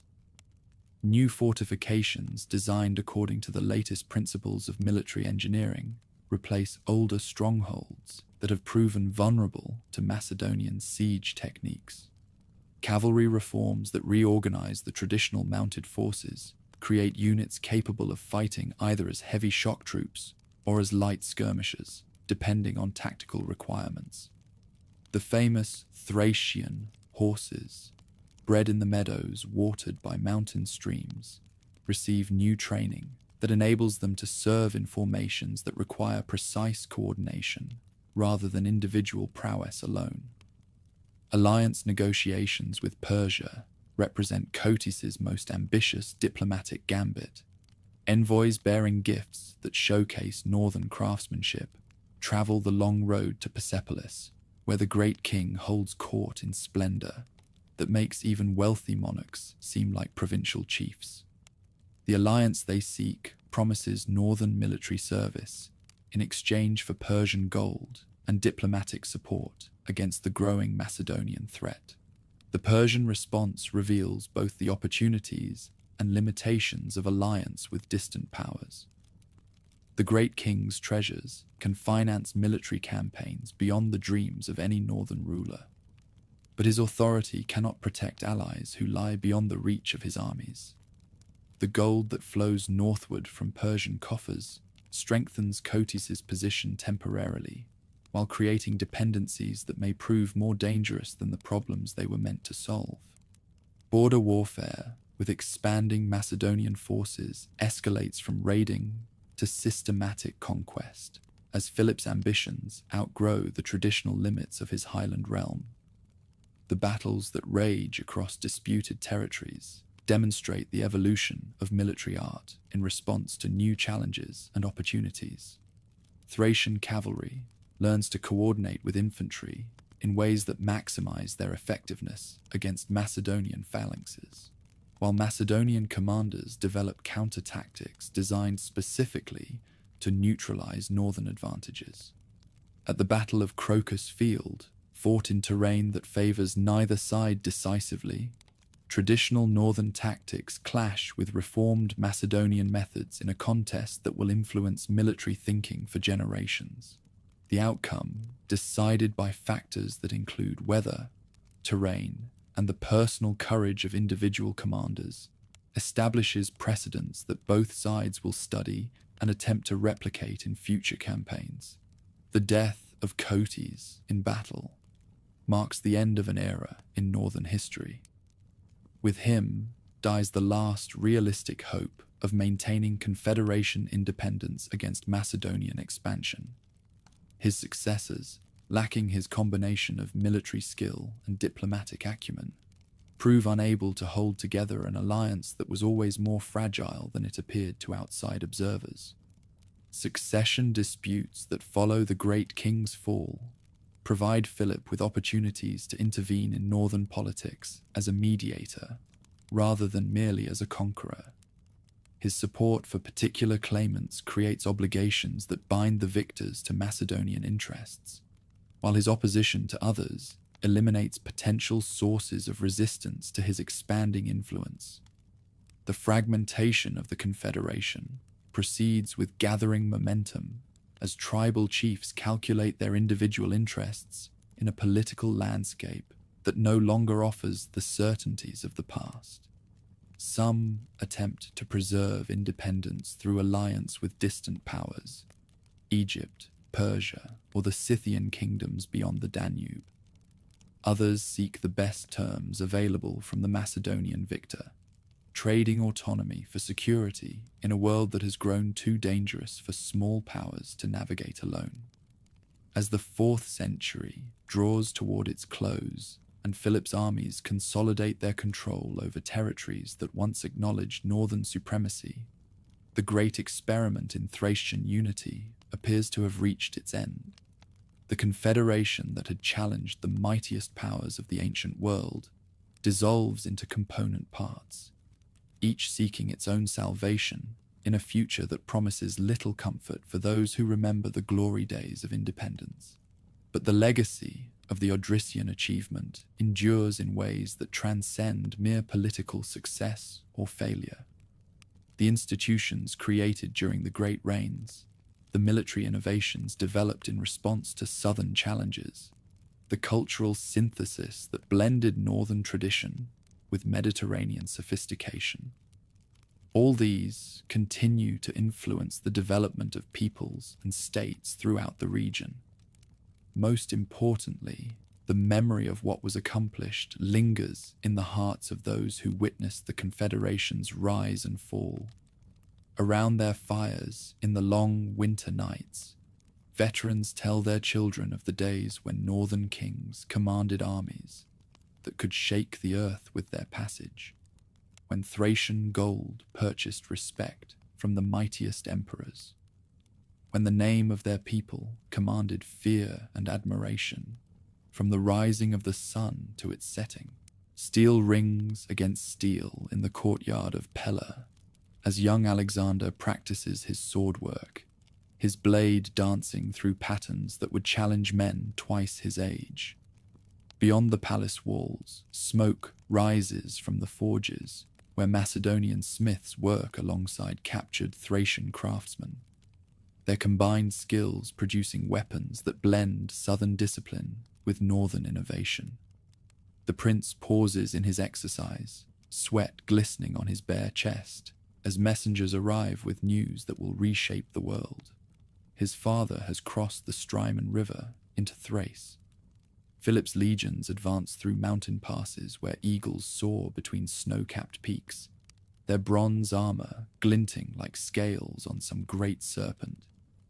The phalanx moves with mechanical precision, each man's 18-foot sarissa held at the precise angle that creates an impenetrable hedge of steel. Behind them march the cavalry and light troops, their equipment testament to lessons learned from years of border warfare against the fierce tribes of the north. From concealed positions among the rocky crags, Thracian scouts observe the invaders with eyes that have learned to read the landscape like a hunter reads tracks. Beacon fires kindle on distant peaks as the warning spreads. The southern tide that has swallowed so many smaller peoples now turns its hungry attention toward the mountain strongholds that have never known foreign rule. King Cotys the Younger, grandson of the great Cotys, who had restored Odrysian power, receives the news in his hall at Scythopolis. The young ruler's face betrays no emotion as he listens to reports of enemy strength, but his white-knuckled grip on his silver wine cup reveals the strain beneath his composed exterior. Around him, his war council debates responses, ranging from immediate submission to desperate resistance, their voices rising and falling like the tide against an unyielding shore. "We cannot meet them in open battle," declares Berisades, scarred veteran of a dozen campaigns, his words carrying the authority of hard-won experience. "Their phalanx will crush our cavalry like a hammer striking eggs. But in the mountains, where their formations cannot deploy, where every valley holds an ambush and every pass becomes a killing ground, there we might bleed them until they tire of conquest." The decision to resist transforms the Thracian heartland into a vast fortress. Every mountain path receives its garrison of warriors, whose knowledge of local terrain compensates for their disadvantage in numbers and equipment. Supplies stockpiled in hidden caves will sustain the defenders through sieges that may last until the snows melt, while signal fires prepared on every peak will carry news faster than any messenger. Preparations for the coming storm reveal both the strengths and weaknesses of a society built for warfare. Tribal warriors who have spent their lives raiding and feuding adapt quickly to the demands of coordinated defense. But the unity required for effective resistance proves harder to achieve than individual courage. Old rivalries between clans and regions reassert themselves under pressure, threatening to fracture resistance before it can properly begin. The Battle of the Haemus Mountains unfolds in terrain that gods might have designed for infantry warfare. Narrow defiles where numbers count for less than skill, rocky slopes that favor defenders, an uncertain footing that neutralizes the advantages of heavy equipment. Here, if anywhere, the traditional tactics that have served the mountain peoples for centuries might triumph over southern innovations. Merzanes, chief of the Tribali, leads the first assault down slopes so steep that his warriors seem to fall upon their enemies like an avalanche given human form. Their war cries echo off the rocky walls as they hurl their javelins with accuracy, born of lifetimes spent hunting among these very peaks.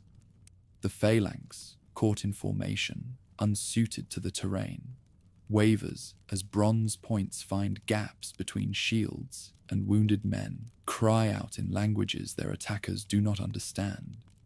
But Philip himself rides with the vanguard, his presence inspiring his men to efforts that exceed mere professional competence. The young commander, who has studied every tactical manual preserved in the libraries of the South, adapts his formations to the challenges of mountain warfare with a flexibility that surprises enemies who expected rigid adherence to conventional methods. Gradually, inexorably, Southern discipline prevails over individual heroism. The phalanx, broken into smaller units that can maneuver independently, begins to climb the slopes with methodical determination. Each step costs blood, each position requires fierce fighting to secure. But the momentum of organized assault overcomes the desperate courage of men fighting for their homes and freedom. Sothis, the last great war leader of the independent Odrysians, makes his final stand on a rocky outcrop that commands the approaches to Sothopolis. Around him gather the survivors of a dozen defeated battles, men whose scars tell the story of a lost cause defended with honor intact. Their shields, once bright with clan colors and family emblems, now bear the dents and scratches of campaign after campaign fought against overwhelming odds. The prince's death comes not in the dramatic single combat that poets love to celebrate, but in the confused melee of a position overrun by superior numbers. His body, found among the heaped corpses of his guard, bears 17 wounds, each one testimony to courage that never faltered even when hope died. The mountain eagles that soar above the battlefield seem to keen for fallen heroes, whose spirits now join the eternal hunt in the shadowy realm beyond death. Surrender, when it comes, unfolds with ceremonies designed to preserve the dignity of both victor and vanquished. In the great square of Sothopolis, tribal chiefs kneel before Philip, while retaining the weapons that mark their continued status as warriors rather than slaves. The submission they offer acknowledges military reality while preserving cultural identity. They will serve the southern ruler, but they will serve as Thracians. The oath-taking that formalizes these new relationships demonstrates Philip's understanding that conquest without consent creates rebellion rather than loyalty. Each chieftain swears fealty according to his own tribal customs, their words binding them to specific obligations, while preserving the autonomy necessary to maintain their authority over traditional followers. Garrisons established at strategic points throughout the conquered territories reflect a policy of control through cooperation rather than oppression. The fortresses that rise at river crossings and mountain passes house mixed forces, Macedonian professionals working alongside tribal auxiliaries, their combined strength sufficient to deter rebellion, while avoiding the resentment that purely foreign occupation would generate. New cities founded along strategic routes become showcases for the benefits that southern rule can provide to cooperative subjects. Philippopolis, built where ancient trade routes converge, features amenities that transform wilderness into civilization. Paved streets that drain properly in all weather, public baths supplied with hot water from underground springs, and market squares designed to facilitate the commerce that brings prosperity to all who participate. Integration of tribal forces into the Macedonian military system proceeds with careful attention to cultural sensitivities that might otherwise spark resistance. Thracian cavalry retains its traditional equipment and tactics while learning to coordinate with infantry formations that fight according to southern methods.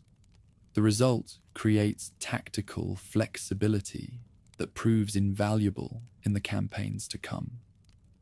Alexander, now grown to young manhood and eager to prove himself worthy of his father's legacy, receives command of the final operations against the mountain tribes who continue to resist from their high strongholds. The prince's first independent campaign tests not only his military skills, but his ability to balance conquest with conciliation in dealing with peoples whose courage has earned even their enemies' respect. The siege of Perpericon, that ancient sacred site where priests have maintained their mysteries since the world was young, becomes the crucible where the young prince's character reveals itself. Rather than simply starving the defenders into submission, he offers terms that acknowledge their spiritual authority while requiring political obedience. The compromise that emerges preserves religious traditions while establishing political control. Submission ceremonies at Pella bring together the surviving leaders of defeated tribes, with representatives of the power that has conquered their homelands. The Great Hall, with its painted walls and marble columns, provides a setting that demonstrates both the wealth of the victors and their respect for the courage of the vanquished. Here, former enemies become allies, bound by oaths that will be tested in battles far from their native mountains. Children of defeated chiefs become hostages, whose education in southern ways ensures the loyalty of the next generation, while preserving the knowledge needed to govern their traditional territories. In the palace school, young warriors learn to read tactical manuals written in languages their grandfathers never heard, while retaining the riding skills and weapon mastery that mark them as inheritors of ancient traditions. The great expedition that Alexander launches against Persia draws its strength from the fusion of southern organization with northern courage. In the ranks that gather on the plains of Macedonia, tribal contingents march alongside the professional soldiers of the phalanx, their distinctive armor and weapons marking them as representatives of peoples who have chosen alliance over annihilation. Thracian cavalry forms a crucial component of the force that will carry Macedonian eagles from the Aegean to the Indus. These horsemen, mounted on steeds whose bloodlines trace back to the sacred herds of the steppes, armed with weapons forged in mountain smithies, where craftsmen guard secrets older than written memory, represent the synthesis of two military traditions in service of a single overwhelming ambition. At the Battle of Granicus, where Alexander first tests his strength against Persian arms, tribal horsemen prove their worth by charging across a river in flood, while enemy arrows darken the sky above them. Their war cries, echoing the ancient songs of their people, mingle with the clash of bronze on bronze, as they crash into Persian ranks with force that seems to shake the very foundations of the earth. The Siege of Tyre demonstrates how tribal engineering skills complement southern siegecraft in reducing fortifications that have resisted assault for generations. Warriors whose ancestors carved defensive tunnels through living rock apply their knowledge to the task of undermining walls that protect one of the wealthiest cities in the ancient world. Their expertise with pick and shovel proves as valuable as their prowess with sword and spear. In the mountains of Afghanistan, where Alexander's forces struggle against tribes as fierce as any in the northern homeland, Thracian veterans find themselves fighting enemies whose tactics mirror their own. The swift raids, the ambushes launched from concealed positions, the refusal to accept defeat even when outnumbered. All these echo the methods that their own people had used against southern invaders just years before. At the Hydaspes River, where Alexander faces his greatest challenge in the person of King Porus and his war elephants, Thracian horsemen demonstrate the adaptability that has always characterized their approach to warfare. Initially terrified by the great beasts whose like they have never seen, they quickly develop tactics that turn the elephant's size into a disadvantage rather than an asset. The mutiny at the Hyphasis River, where Alexander's veterans finally refuse to march further into the unknown, sees tribal contingents standing firm in their loyalty, even as other units demand return to their homelands. Their spokesman, a grizzled chieftain whose scars tell the story of campaigns from Thrace to India, addresses the great conqueror with words that honor both duty and truth. "Lord, we came to serve your glory, and we have served it well. But the eagles that soar above our mountain homes call us back to nests that know our voices." The journey home brings these veterans wealth beyond their ancestors' dreams and stories that will be told around tribal fires for generations to come. Pack animals laden with Persian gold, Indian gems, and Bactrian silver follow the paths that lead back to valleys where simple farmers tend their flocks in ignorance of the great events that have shaken the world.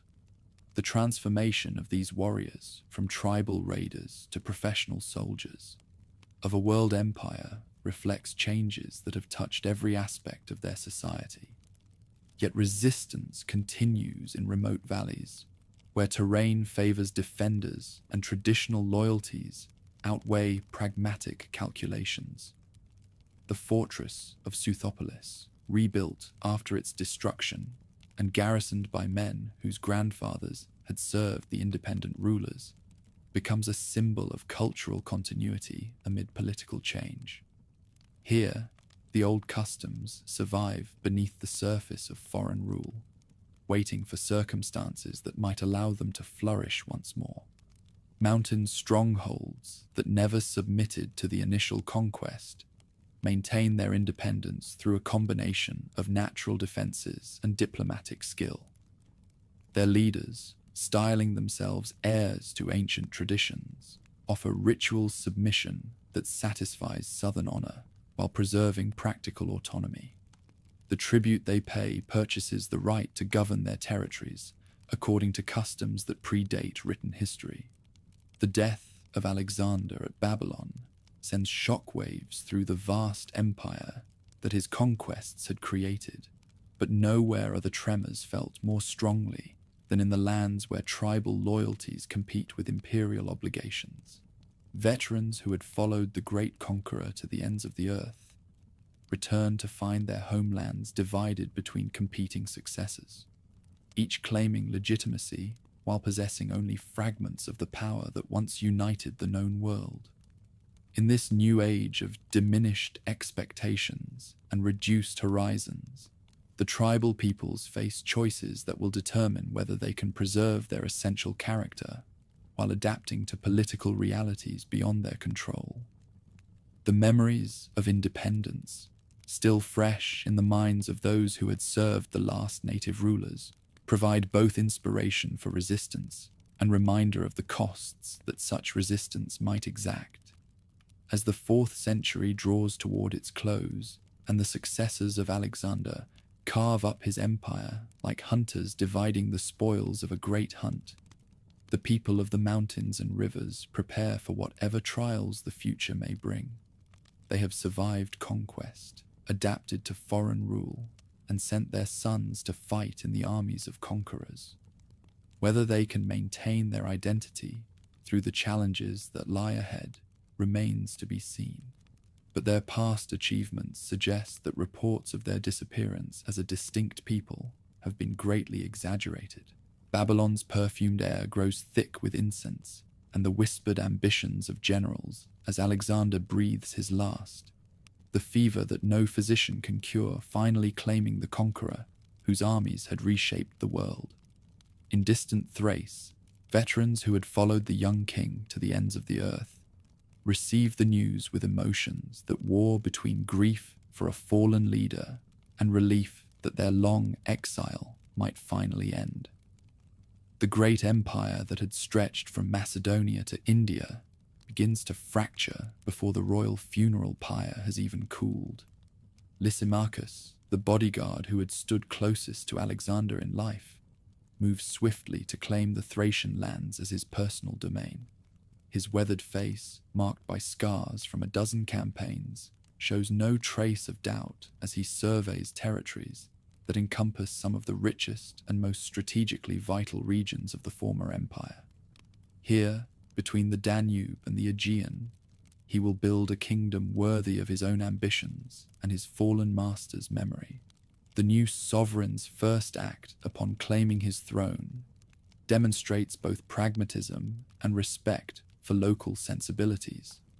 Rather than ruling from a foreign capital, he establishes his court at Lysimachia, a city built on the strategic peninsula that commands the approaches to Asia.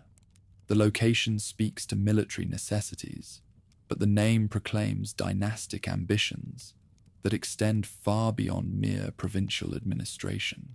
Construction of the capital transforms the landscape as workers arrive from across the kingdom to build monuments worthy of a ruler who claims equality with the mightiest potentates of the age. Architects trained in the schools of Athens work alongside engineers who learned their craft in the mountain fortresses of the tribes, their collaboration producing structures that blend Hellenic elegance with northern practicality. The great palace rises from foundations cut directly into living rock, its walls incorporating defensive features that reflect hard-won knowledge of siege warfare. Within these fortifications, halls decorated with frescoes telling the story of Alexander's conquests provide settings for ceremonies that establish the new dynasty's legitimacy, while honoring the military traditions that made such achievements possible. Thracian nobles who had served the conqueror in his eastern campaigns find themselves elevated to positions that their grandfathers could never have imagined. Suthers the Younger, descendant of the last independent Odrysian rulers, becomes governor of the ancestral territories, his authority now derived from Macedonian appointment rather than tribal inheritance. The transformation requires delicate balancing of competing loyalties that tests even the most skilled political operators. In the fertile valleys where the Hebrus flows toward the sea, administrative reforms introduce systems of taxation and record-keeping that maximize revenues while minimizing the resentment that arbitrary exactions might generate. Scribes trained in both languages maintain accounts that track everything, from grain harvests to military service, their careful documentation creating the bureaucratic foundation that enables large-scale governance. The military reorganization that accompanies political consolidation creates forces capable of defending the kingdom's extensive frontiers while projecting power throughout the region. Thracian cavalry, now equipped and trained according to standards established during the Persian campaigns, forms the mobile strike force that can respond rapidly to threats emerging anywhere within the realm's borders. Garrison duties at key fortifications provide steady employment for veterans whose skills might otherwise turn toward banditry or mercenary service with hostile powers. These professional soldiers, their loyalty secured through regular pay and the promise of land grants upon retirement, create a military caste whose interests align with those of the dynasty they serve. Conflicts with neighboring kingdoms test both the strength of the new institutions and the loyalty of subjects whose allegiance rests on calculations of advantage rather than bonds of kinship. When Antigonus challenges Lysimachus for control of Asia Minor, Thracian contingents march alongside Greek phalanxes in campaigns that range from the Aegean Islands to the highlands of Anatolia. The Battle of Ipsus, where the successors of Alexander meet in combat that will determine the shape of the Hellenistic world, sees tribal horsemen charging against war elephants whose trumpeting shakes the earth beneath their hooves. The exotic beasts, trained for warfare in Indian schools that teach methods unknown in Europe, initially terrify horses bred in familiar mountain pastures. But courage and adaptability overcome fear as the riders learn to target mahots rather than their massive mounts. Victory at Ipsus extends the kingdom's boundaries to their greatest extent, encompassing territories that stretch from the Danube to the Taurus Mountains. The wealth that flows from these conquests funds projects that transform the capital into a showcase of Hellenistic achievement. Libraries filled with scrolls copied from the greatest collections of the age make knowledge available to students whose ancestors relied entirely on oral tradition. The royal mint at Lysimachia begins producing coins whose artistry rivals the finest examples of southern craftsmanship. These silver pieces, bearing the king's portrait alongside symbols that honor both Greek and Thracian traditions, circulate throughout the Mediterranean world as evidence of the kingdom's growing economic influence. Their acceptance in distant markets creates trading relationships that bind former enemies together through mutual profit. But expansion brings its own vulnerabilities. The kingdom's extended frontiers require constant vigilance against enemies who probe for weaknesses, while the diverse populations within its borders demand different approaches to governance that strain administrative resources. Celtic migrations across the Danube introduce new pressures that test the limits of military response, while Scythian raids from the steppes revive ancient patterns of nomadic assault against settled populations. The Great Celtic Invasion transforms the political landscape of southeastern Europe as hundreds of thousands of warriors, accompanied by their families and possessions, seek new homes in the warmer lands of the south. These migrants, fleeing pressure from Germanic tribes expanding westward, bring with them military skills that rival those of any professional soldiers, along with a desperate hunger for land that makes them formidable opponents. At Lysimachia, the Royal Council debates responses to reports that describe the approaching Celtic tide in terms that strain credibility. Scouts report wagon trains that stretch beyond the horizon, warrior bands that darken the earth like moving forests, and chieftains who command followings larger than the populations of entire cities.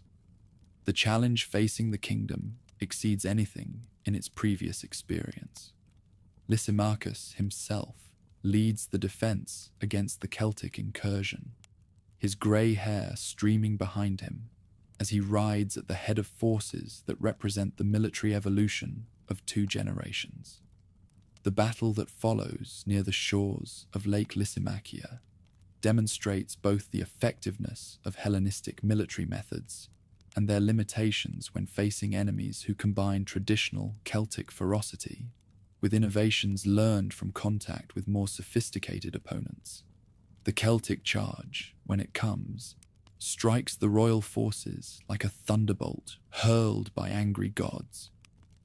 Warriors whose fathers had sacked Rome itself hurl themselves against the Sarissa hedge with a fury that seems to bend the very laws of physics. Their long swords, wielded with skill, passed down through generations of tribal warfare, cleave through bronze and steel as though cutting grain in harvest time. But discipline proves stronger than individual heroism, and the phalanx holds its ground despite losses that would break lesser formations. Thracian cavalry, operating on the flanks where their mobility provides maximum advantage, strikes at Celtic warbands before they can bring their full strength to bear. The battle sways back and forth, like a tide driven by conflicting winds, until sheer exhaustion forces both sides to withdraw to lick their wounds.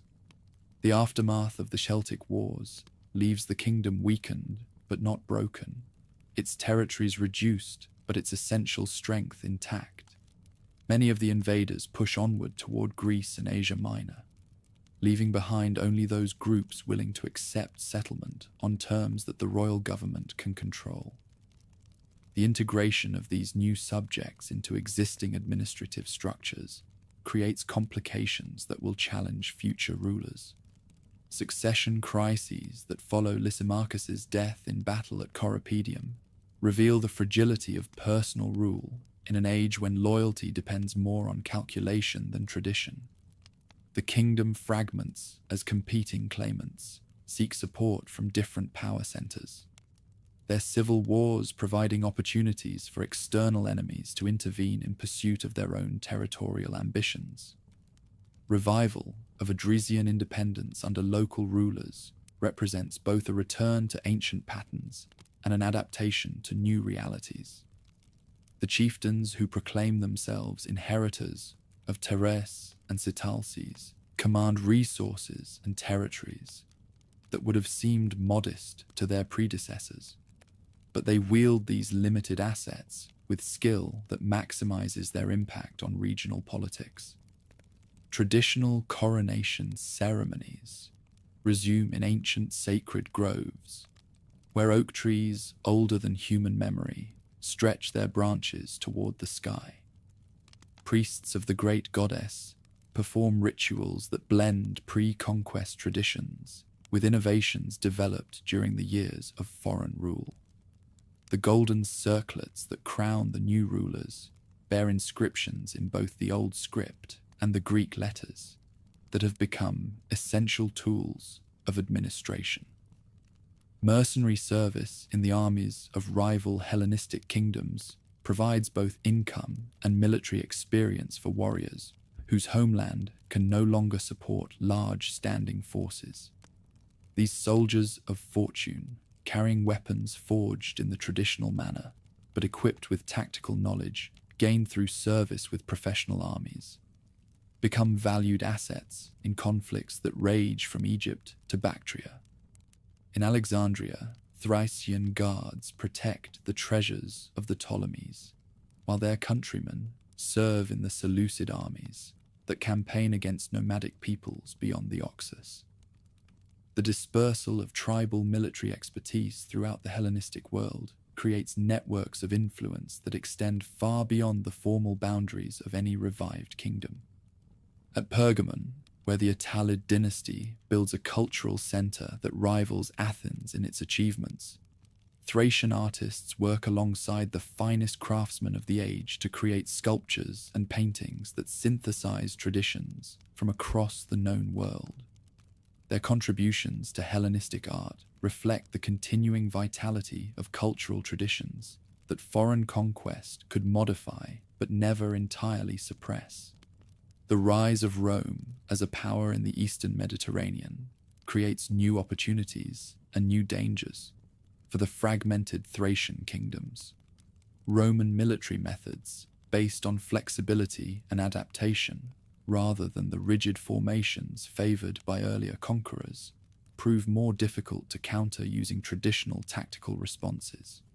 The legions that march eastward represent a form of military organization that learns from every encounter, while retaining the essential characteristics that made Roman arms victorious from Spain to Syria. Diplomatic missions to the rising power of Rome demonstrate the pragmatic flexibility that has always characterized Thracian approaches to international relations. The ambassadors who travel to the Seven Hills understand that the future belongs to those who can adapt to changing circumstances while preserving what remains valuable from the past. As the 3rd century gives way to the 2nd, and the great Hellenistic kingdoms exhaust themselves in fratricidal warfare, the The tribal peoples prepare for whatever challenges the future may bring.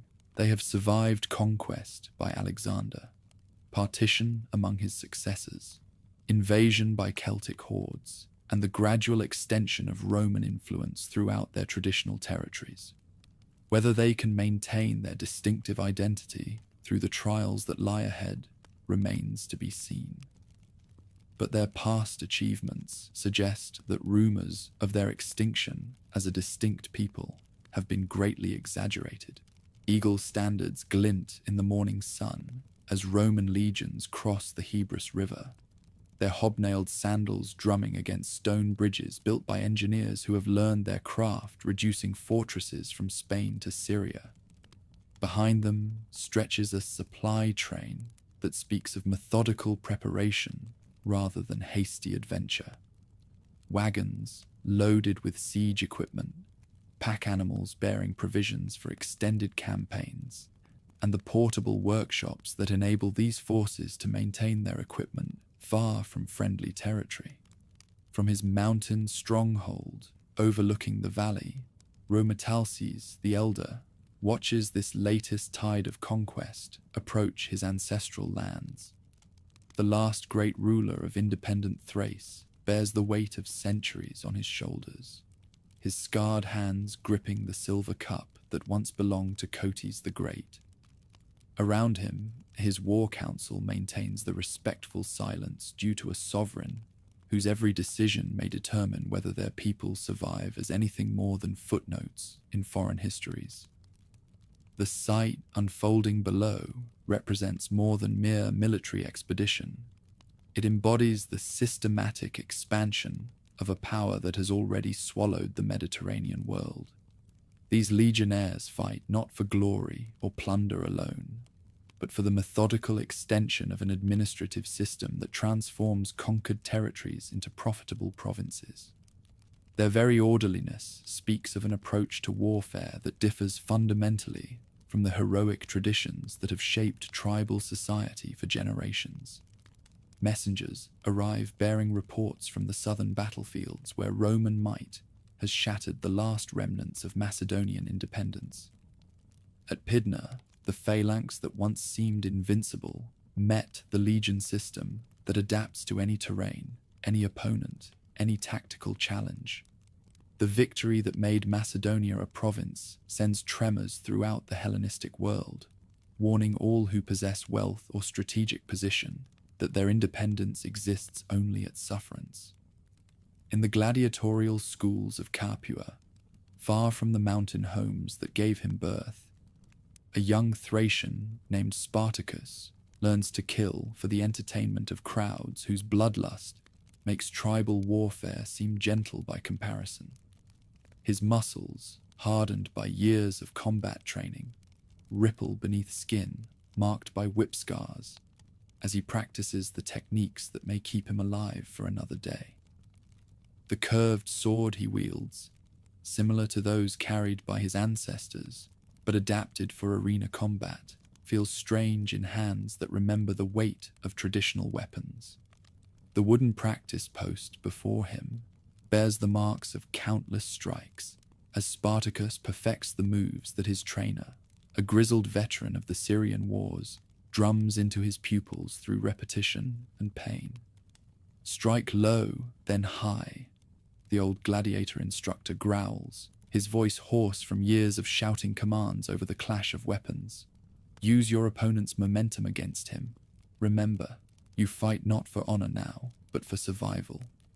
The dormitories, where gladiators sleep between training sessions, echo with conversations in a dozen languages, as men from every corner of the conquered world share their common bondage. Here, Gauls who had resisted Caesar's legions break bread with Germans captured in tribal raids, while Syrians who had defended their cities against siege engines trade stories with Spaniards whose mountain fastnesses finally fell to superior engineering. Among these international slaves, Spartacus emerges as a natural leader, his warriors' bearing and tactical knowledge earning respect from men whose own cultures had produced famous champions. When the opportunity for escape presents itself, he requires no elaborate speeches to rally followers. His very presence speaks of possibilities that make the risk of death seem preferable to the certainty of continued degradation. The breakout from the gladiatorial compound unfolds with precision that reflects months of careful planning. In the pre-dawn darkness, when guards drowse at their posts and the kitchens prepare the morning meal, the rebels strike with weapons improvised from cooking implements and training gear. The traditional war cry that Spartacus learned at his mother's knee echoes through the corridors as men who had been forced to fight for entertainment transform themselves back into warriors fighting for freedom. Mount Vesuvius provides the perfect stronghold for fugitive slaves whose numbers grow with each successful raid. The mountain's slopes, covered with forests that offer concealment and escape routes, overlook roads that carry the wealth of southern Italy toward metropolitan markets. From this natural fortress, the rebels can strike at targets of opportunity while retreating to positions that conventional forces cannot easily assault. Organization of the slave forces reveals how quickly tribal military traditions reassert themselves when freed from foreign constraints. Spartacus structures his followers according to patterns learned in childhood, creating units based on kinship and regional origin, rather than the arbitrary assignments favored by military manuals. The result produces cohesion that surprises enemies who expected undisciplined rabble rather than coordinated resistance. The training ground that the rebels establish in a mountain meadow becomes the scene of daily drill that transforms desperate fugitives into effective soldiers. Veterans who had served in professional armies before their enslavement pass on their knowledge to recruits whose only experience of warfare comes from arena combat. Weapons captured from defeated patrols receive distribution according to tribal customs that emphasize individual prowess rather than formation fighting. Success in early encounters with forces sent to suppress the rebellion reveals both the strengths and limitations of improvised resistance. The rebels' intimate knowledge of local terrain compensates for their disadvantages in equipment and training, while their desperate courage makes them formidable opponents in any engagement, where individual fighting skills determine the outcome. The siege of camps besieged by their former slaves presents ironies that poets will celebrate for generations. Warriors who had been purchased like cattle now demand ransom for captured nobles, while men who had been forced to die for entertainment show mercy to enemies who had shown them none. The reversal of roles demonstrates the arbitrary nature of social distinctions that separate master from slave in a world built on conquest.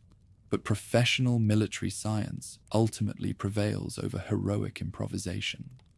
Marcus Licinius Crassus, the general whose wealth equals that of nations and whose ambition exceeds even his avarice, approaches the suppression of the rebellion with methods that leave nothing to chance. His forces, drawn from legions seasoned in wars from Gaul to Syria, surround the rebel strongholds with siege lines that cannot be broken by courage alone. The final battle unfolds in the manner of all tragedies, with the protagonists aware of their doom, yet determined to meet it with honor intact.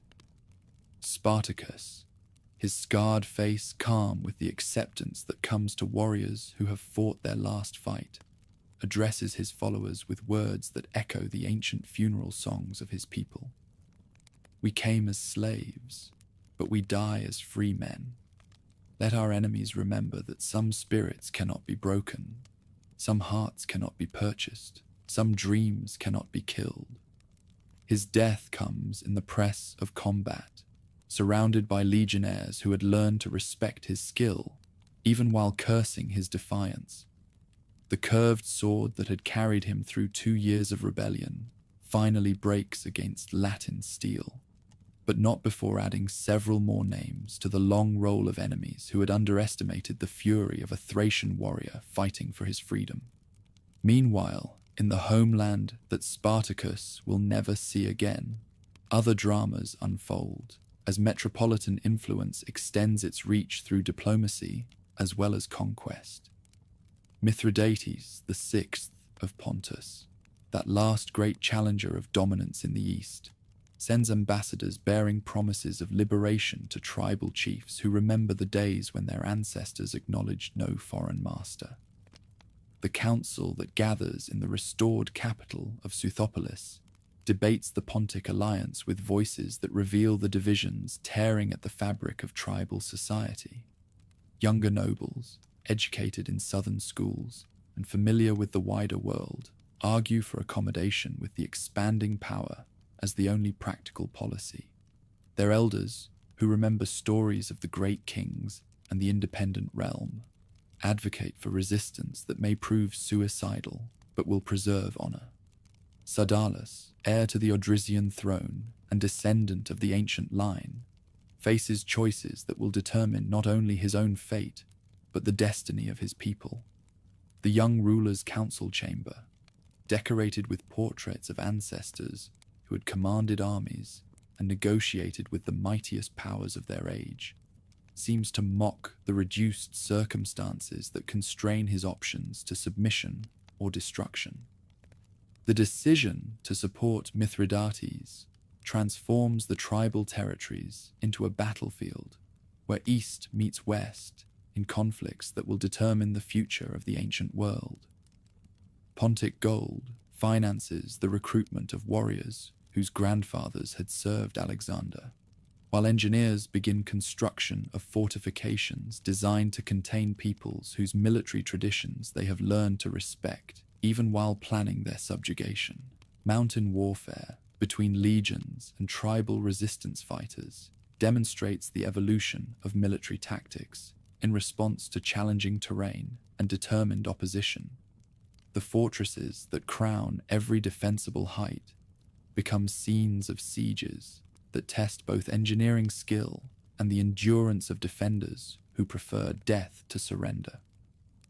At the siege of Uskudama, the ancient stronghold where the first Odrysian rulers had held court, siege towers rise like wooden mountains against walls built by architects who learned their craft from the greatest masters of the age.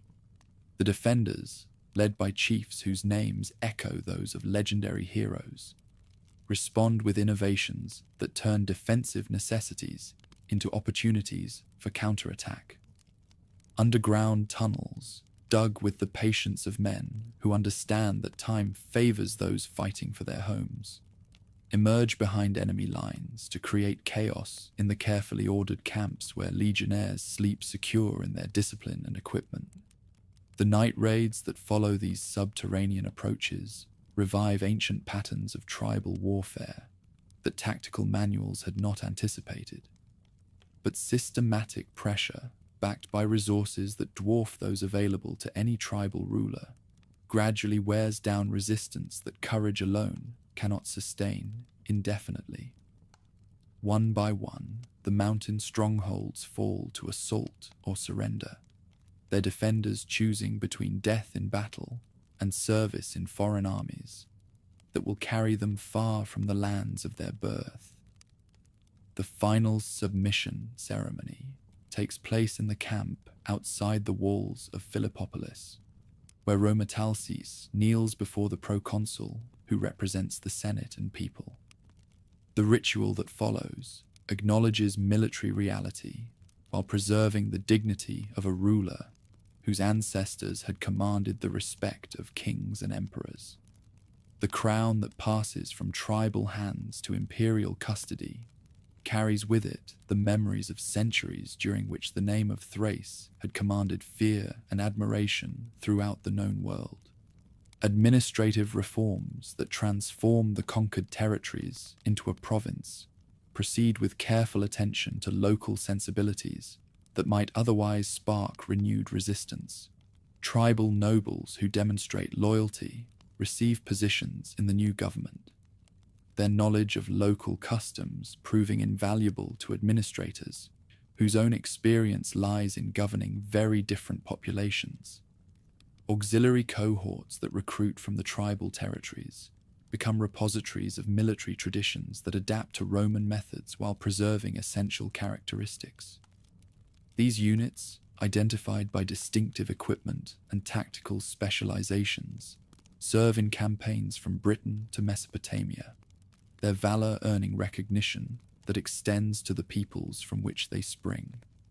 Veterans of auxiliary service, returning to their homeland after 25 years of campaigns in foreign lands, bring with them citizenship and the wealth that military service provides to faithful soldiers. Their settlements, established according to colonial patterns, but inhabited by men whose hearts remain loyal to ancient traditions, create communities that bridge the gap between conqueror and conquered. The transformation of tribal society under imperial rule proceeds gradually but inexorably, as new generations grow to maturity knowing no other system of government. Schools established in the major towns teach Latin alongside the native tongues, while law provides frameworks for resolving disputes that traditional tribal customs might have left to blood feud and private vengeance. Beneath the surface of Roman administration, older patterns persist in forms that foreign observers might not recognize, but which remain meaningful to those who preserve the memories of independence. Seasonal festivals continue, though their significance may be reinterpreted to accommodate new realities. Warrior dances survive, though they now celebrate auxiliary service rather than tribal warfare. The songs endure, though they may speak of imperial victories rather than the triumphs of ancient heroes. In the end, the name and memory of the Thracians survive the loss of political independence, because they represent more than mere ethnic identity. They embody an approach to life that values individual courage over collective security, personal honor over material comfort, and spiritual freedom over physical constraint. These values, forged in the crucible of mountain warfare and tempered by centuries of cultural exchange, prove more durable than the states that once claimed to represent them. Auxiliary standards that bear tribal emblems march along roads that stretch from Hadrian's Wall to the Euphrates, carrying with them the memory of a people who chose adaptation over extinction, service over slavery, and honor over easy survival.